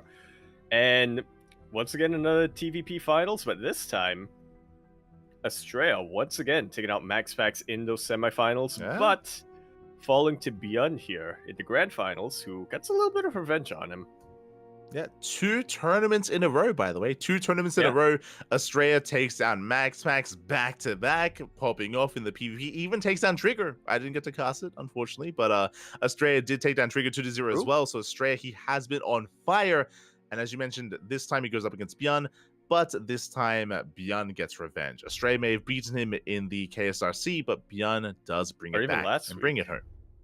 If I remember correctly, Bjorn, after last week's defeat, he's just been stewing in that the entire time. Yes. He spent the entire 7 days thinking, how do I beat Estrella? And we found out how. And fun fact, this finals was a very short series. A lot of all-ins, a lot of cheese. Series, as we've come to expect from Bjorn versus Estrella. Or Bjorn versus Protoss in general, I think. Yeah, we had like Estrella going for proxy gateways. We had Bjorn going for proxy Reaper, proxy Marauder, just 2 base all-ins. Just really, really intense series here between Estrella and Bjorn. Also, fun fact, I was actually I was asking Bjorn, because we were casting his matches earlier on. I was like, mate, did you sleep today? He's like, 1 hour. He just gave a smiley face. he's like, I slept 1 hour. I feel dead, Pappy. I feel dead. Oh no. Didn't stop him from winning. You need. That's the secret. True. Yeah. That's the secret. For Terran, at least. Yeah. So Björn was running on fumes, but he does win the weekly in the end. So congratulations here to Björn. And again, shout out to Australia for making it to the finals twice in a row. I don't want to take away from that whatsoever. Yep. Didn't win either tournament, but making it to the finals was still a very, very impressive performance. Oh, yeah. So once again, a little crazy that we don't see him getting invited to Home Story Cup, but even still. True. You're not wrong. As we head on over to Elima League number 230. This was 2 days ago. The Elima League, of course, does return, and we had another PTR event. Indeed, we did. Hosted over on and we had, a little bit of a longer tournament from what I can remember. Yeah, we did have quite a lot of nice representation here. We had Dark rocking up this time. Dark was absent in last week's Elima League, but now he is back, and he was able to have a deeper and deeper run here. He was able to take down Björn, able to take down Shin, did face off against Hero in the finals. When it came to some of these other notable players here, Trap also did well, but he did fall to Hero in the PvP. If you remember, in the Wardy event earlier this week, Trap avoided Hero as Max packs toward Hero instead, but here he has his go at Trap, and it was a back and forth. It was still quite close between them. Does go to the ace match, but Hero does take it. A lot of ace matches, actually, because Hero also had a rematch against Oliveira, did defeat him as well, but also went to the ace match. Yeah. A lot of ace matches just in general in the semifinals, in most of the quarterfinals as well. I do have to say, it's nice to see Dark coming back into kind of the online tournaments once again, and he did make a very deep run. It's nice to see all the Zerg representation, but I don't know how the seeding worked out. We see a lot of ZVZs here, so we don't really get to see too many interactions on the new patch with Zerg and the other races. We didn't. And Dark, he was an animal, by the way. This was a very fast finals. We've been getting a lot of fast finals, period, to be honest. Like, we didn't get much mid or late game at all this week, I'll be honest. And every game, Dark all in. Legit every game. He had like a roulette wheel that it was either like all five. Maybe yep. Yeah, it was like 2-base Link Queen Nidus all in, 2-base Link Queen Drop Lord all in, German Taxi with Roaches, just Queen Roach Walk across the map, Ling Flood, just all in after all in after all in after all in. But I did appreciate it though, because I think a lot of people, if you remember, coming into the PTR, were thinking, how good is NG Overcharge, right? How good is NG Overcharge, and how do Protosses perform without Shield Battery Overcharge specifically? And Hero, he was playing very impressively here. He had some just very solid control. Many games, actually, Hero was rushing to Storm to make use of the NG Overcharge, to make use of High Templar. Likewise, would of course use the NG Overcharge on his Oracles for more stasis traps. We actually saw that in the PvP, which was really fascinating. Trap versus Hero, and even in previous PvPs, just that many more stasis traps being thrown down. If there's an Oracle opener, if there's like a Stargate opener, that you do noticeably see more stasis traps out in the field in PvP. Likewise, you see it more here in the PvZ as well. So yeah, it was just really impressive to see Hero's performance against Dark. It was still close though, still went to the ace match, but I feel like we expect Hero and Dark to go back and forth. Yeah, it's that old rivalry, right, from the ESL Cups, the ESL Open Cups, where it felt like almost every single finals was Dark versus Hero, and they were all very close finals as well. So I'm seeing a little bit of a return of that here, at least in Olimo League number 230. For sure. So again, congratulations to Hero for becoming the champion. I believe, if I'm not mistaken, 2 weeks in a row. Yeah. Let's take a look. Yeah. Nicely done here, beating another Zerg player in the finals last week. Yeah. Last week he beat Shin. This week he beats Dark. Next week, who's he going to beat? Solar? Rogue? Solar. Rex. Oh, no. So, congratulations to Hero. And again, it's great to see Elima League returning. Of course, it is on the Chijik platform, as you did mention. It is not on Twitch. But VODs are available, and VODs will soon be available tomorrow on YouTube, at least on our channel, as we were the official English broadcasters. So we got you covered there. As up next, we have the Wardy TV PTR tournament, number 2. Indeed, we do. A slightly different format to number 1, if I remember correctly. I mean, yeah, slightly different in the sense that that previous one, I believe, had 4 groups, and this one only has 2. And it's in that full round robin. Very surprising results, I'm going to be honest, coming in here. I mean, I think, at least for Group A, I believe this is what we predicted as well. Clem, Shin, and Gumiho making it through. Group B, we were a little bit more up in the air because we didn't have a 5th confirmed player just yet, but it looks like that 5th confirmed player ended up being Goblin. And he makes it out first in Group B. Goblin, Bjorn, and Spirit. The replacement man. I mean, man. Yeah. that's crazy. As you mentioned, Group A was more what we assumed, right? Like Group A, it went the way that we thought it would for the most part. Quickly checking here, Clem did drop a series to Gumiho in the TVT, so big shout out to Gumiho for bringing Clem down. Not easy to bring him down in TVT whatsoever, especially because Clem has been improving specifically. Oh, never mind. Do you see what I see? What am I looking at? Clem off raced against Gumiho. Now that makes sense. We're looking at the groups. The groups. Okay. Yeah, looking at the group stage. Clem played Protoss against Gumiho. And to be fair, if you remember, Clem did beat Gumiho with Protoss in the HSC qualifiers. Yeah. Thought I could style on him again. Gumiho said no. Not twice. Not this time. Exactly. Not this time. So Gumiho was able to take that win over Clem, able to make it out in 3rd place. Meanwhile, Group B, crazy results here. The replacement and Goblin, he comes out in 1st place. Yeah. 1st place, he drops only a single match to Spirit. But other than that, he beat Classic, he beat Rogue, he beat Bjorn, and then he makes it out first in his group. Yeah. Very, very impressive here. I mean, Goblin, like, he's not the most active of players, but I want to say that over the past couple of months, like, every now and then we see, like, a big result. Like, every now and then we see, like, a big win for Goblin. Yeah, I feel like it was the past couple of weeks where Goblin, he might not have been the one to win a lot of these weeklies, but he was the one who had the most surprising upsets coming in, beating players like, I think he beat Australia last week or something like that. He beat a lot of players. He beat Solar, if I remember correctly. Yeah. So it's really cool to see Goblin just popping off every now and then. And even here, like, again, Goblin, Classic, Rogue, and Bjorn. They are not easy players to bring down. They are terrifying competitors. So that's a very, very solid result here from Goblin, who makes it out 2nd and 3rd, Bjorn and Spirit. I think we both predicted, like, Bjorn, Rogue, and Classic to make it out, and Rogue and Classic did not. I think so, yeah. I mean, they had some close series. I mean, Beyond Spirit and Rogue had the same series score, just the map score was slightly different in the head-to-head as well, so barely did not make it through. Yeah.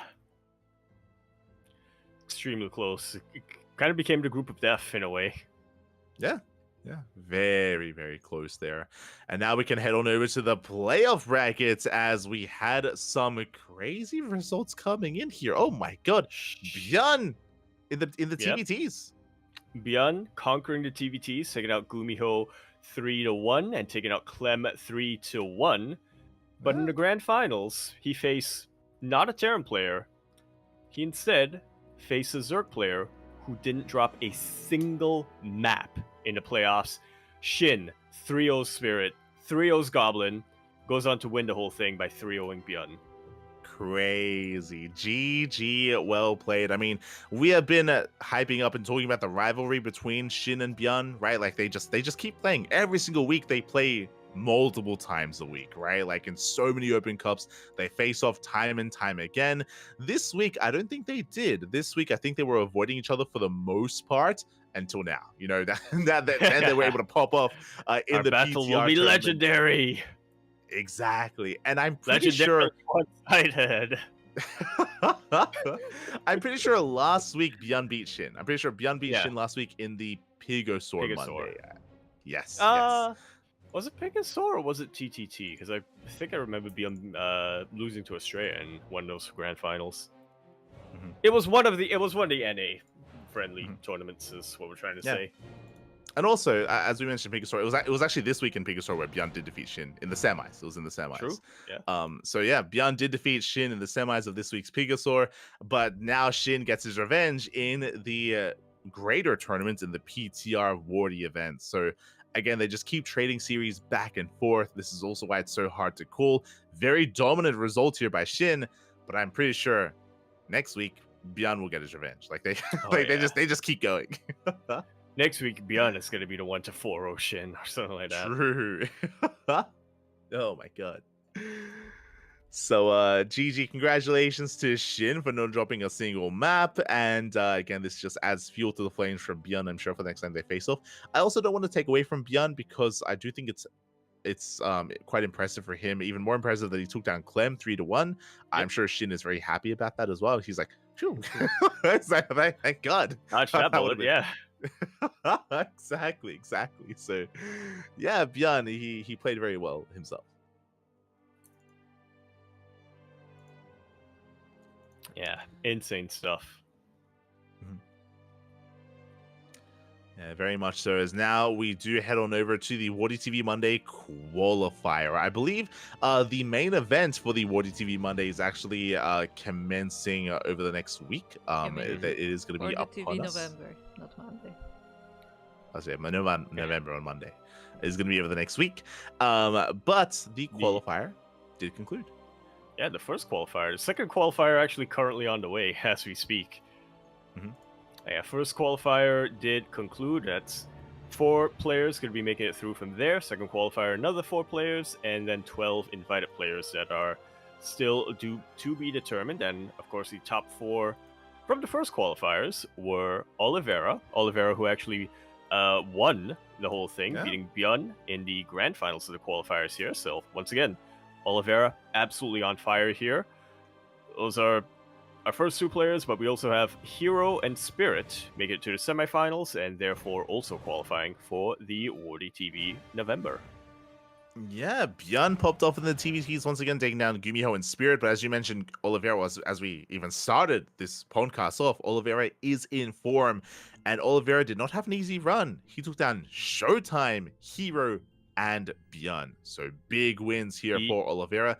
Again, it does bode well for his future tournaments these coming weeks.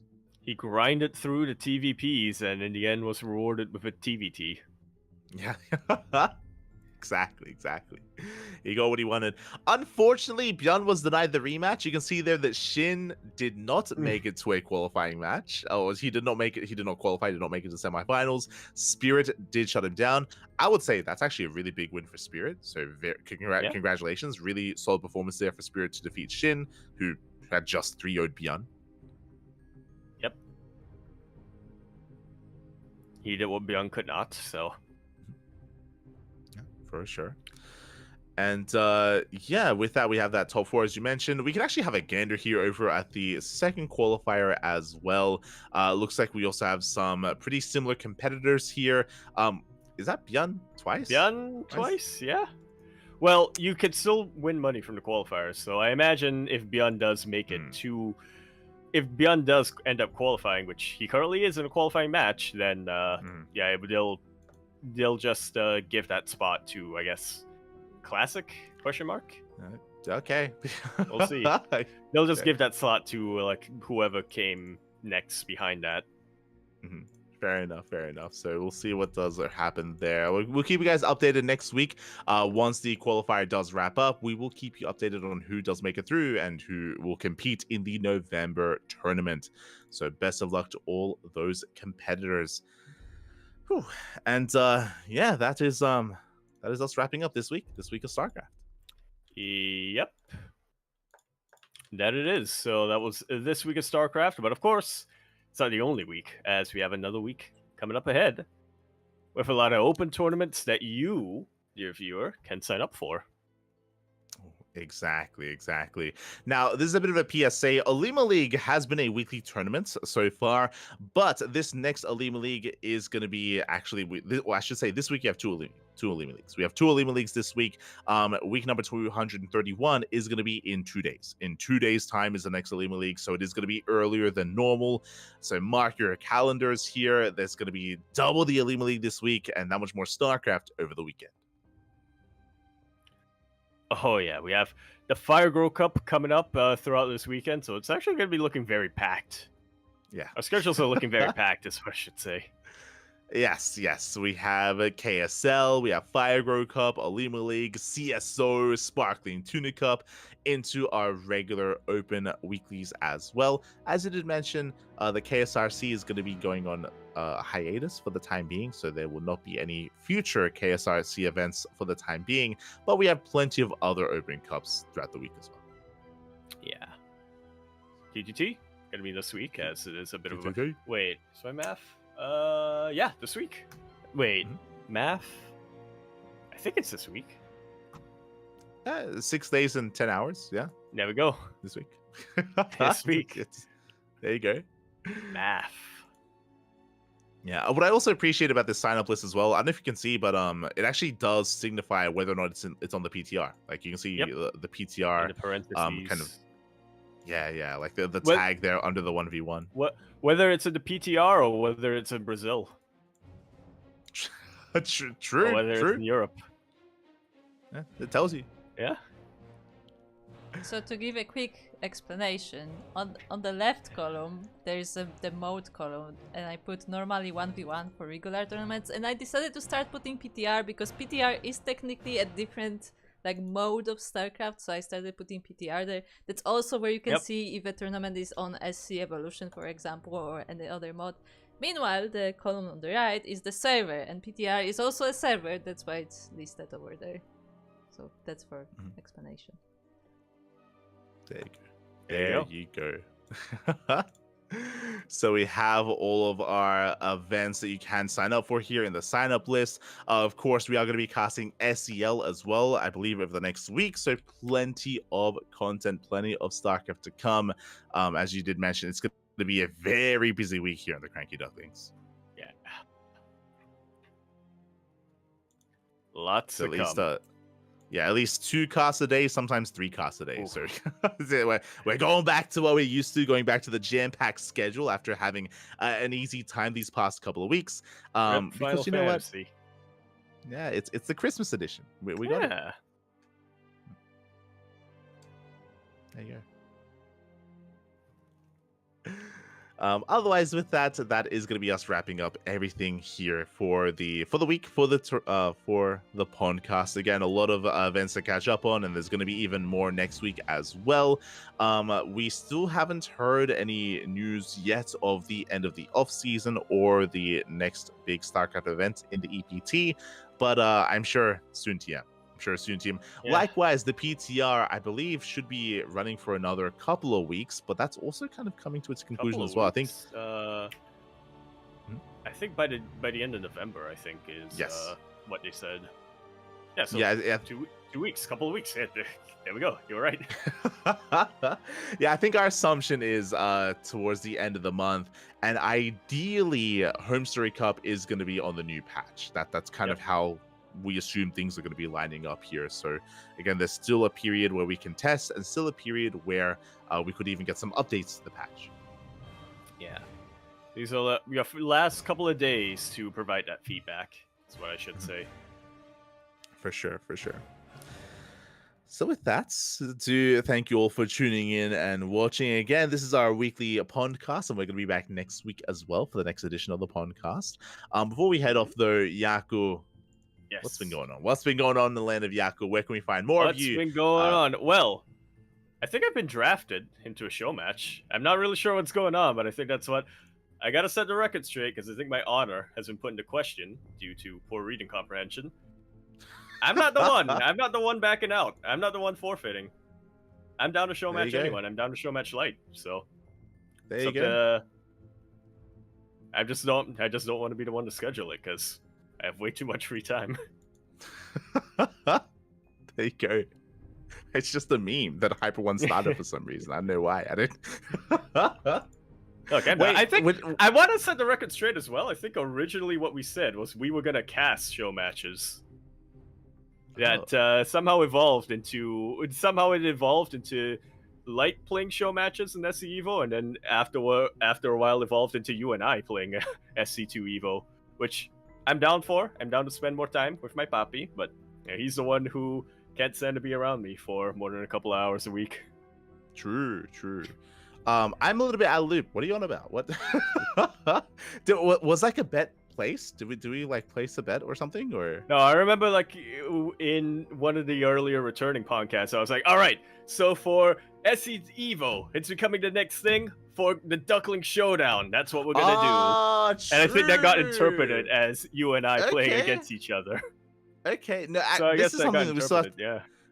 We still have something to talk about. Actually, Duckling Showdown. Duckling Showdown towards the end of the year. Yeah. That is, I don't think we actually edition. haven't had a Duckling Showdown for a while. Like, I don't think we had one last year I think or the last year before one was that. in 2021, and that was when we had the mightiest duck, when we had all our players in our pro team duke it out against each other. Yeah. So we haven't had one in a while. Do you have any ideas? Do you have any? I think last time we spoke about this, you said that you had like maybe some ideas brewing as to the next. Well, Duckling I remember Showdown. last year we didn't have a Duckling Showdown last year, but I remember last year we got Twitch partner, and I was thinking, okay, in commemoration of this, the theme for Duckling Showdown is partner up 2v2 tournament. Oh, and then we realized that would like be way too much. That would take way too much organizing. So we just ended up not having a Duckling Showdown in 2023. You know what show match we should have? Iba versus Jumi. That's my other idea. Iba versus Jumi versus Boanan. Beautiful. I agree. I love the idea of Iba versus 4Jumi to set the record straight and to get those two in the same room and talking again, because they have been avoiding each other for weeks at this point. You know, if we're gonna bring that up, this one is less memey, but still something we've wanted to see. Australia versus Trigger. Yeah, 100%. I was thinking that as well. I was thinking Australia versus Trigger, 4Jumi versus Iba. I mean, there's a lot of potential. Our main event. I don't want. Our main event, of course, the two of them have been pleading for a rematch for 4 years at this point. Mika versus Chan. True. Could have a rematch between Mika and Chan. This one would be a little bit more serious. I like the idea of having a show match between Byeon and Shin at the end of the year, just because they've been playing so much, and I think it'd be fun to to have like a conclusion to their rivalry, just because they've become so prevalent when it comes to facing off. Similarly, I like the idea of like another PvP between Christiana and Geralt. Yep, settle once and for all. Who is the Protoss King of Poland? Yeah, the Prince of Poland. Let's go. There we go. But I don't want too many PvPs though, because we already have Australia versus Trigger. So and we also have Iba versus 4Jumi. So yeah, it's also another Yeah, true. Cap. And of course, the opening act, Light and I, SC Evo. Oh god. I do think I do want an SC Evo show. I remember what we said.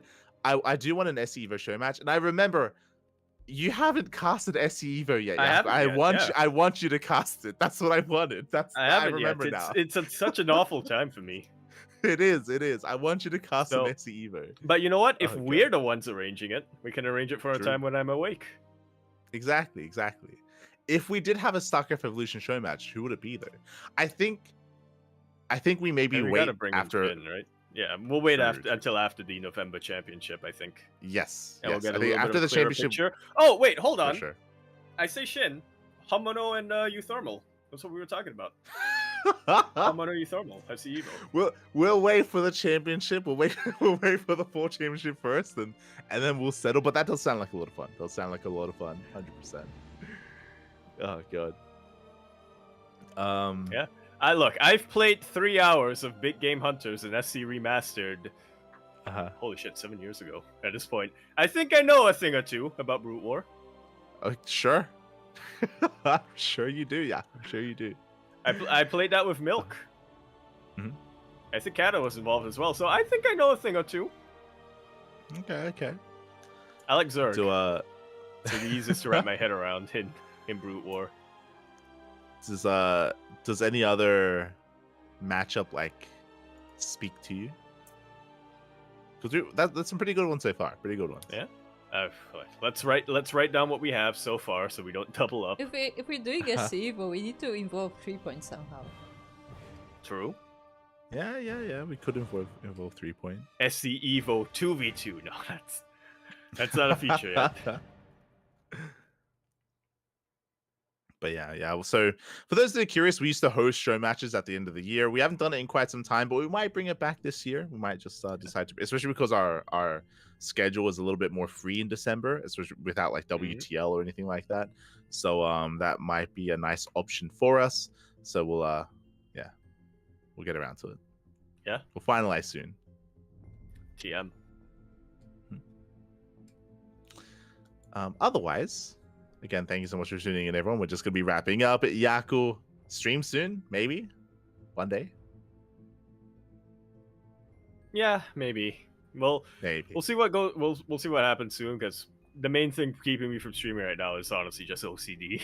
Well, like audio OCD, because I'm like, if I stream, then people are gonna hear the ooh birds. They're gonna hear fucking everything in the background. But yeah, maybe if I get over that, then I'll stream soon, TM ish. Mm-hmm. Potentially. I mean, have you played through the campaign of Brood War before? I played through the first couple of missions where I played through it when I was muted for like the first 2 missions. So yeah, I think maybe I have to maybe I do actually have to play through the Brute War campaign again. Yeah. I know that I want to as well. I mean, with the release of like Warcraft 1, Warcraft 2 remastered, like it could be interesting to like dabble in those as well if you're interested in that sort of thing. Yeah, it'd be a nice way to ease yourself back in. Stream, maybe, yeah, campaign stream. So, and that way, that way I don't have to out myself as somebody where this is a facade, where deep down inside I'm really just salty. Exactly. Salty and smoging all the time. You can get salty at the campaign. It'll be fine. Yeah, and no one will be able to tell that that's who I truly am.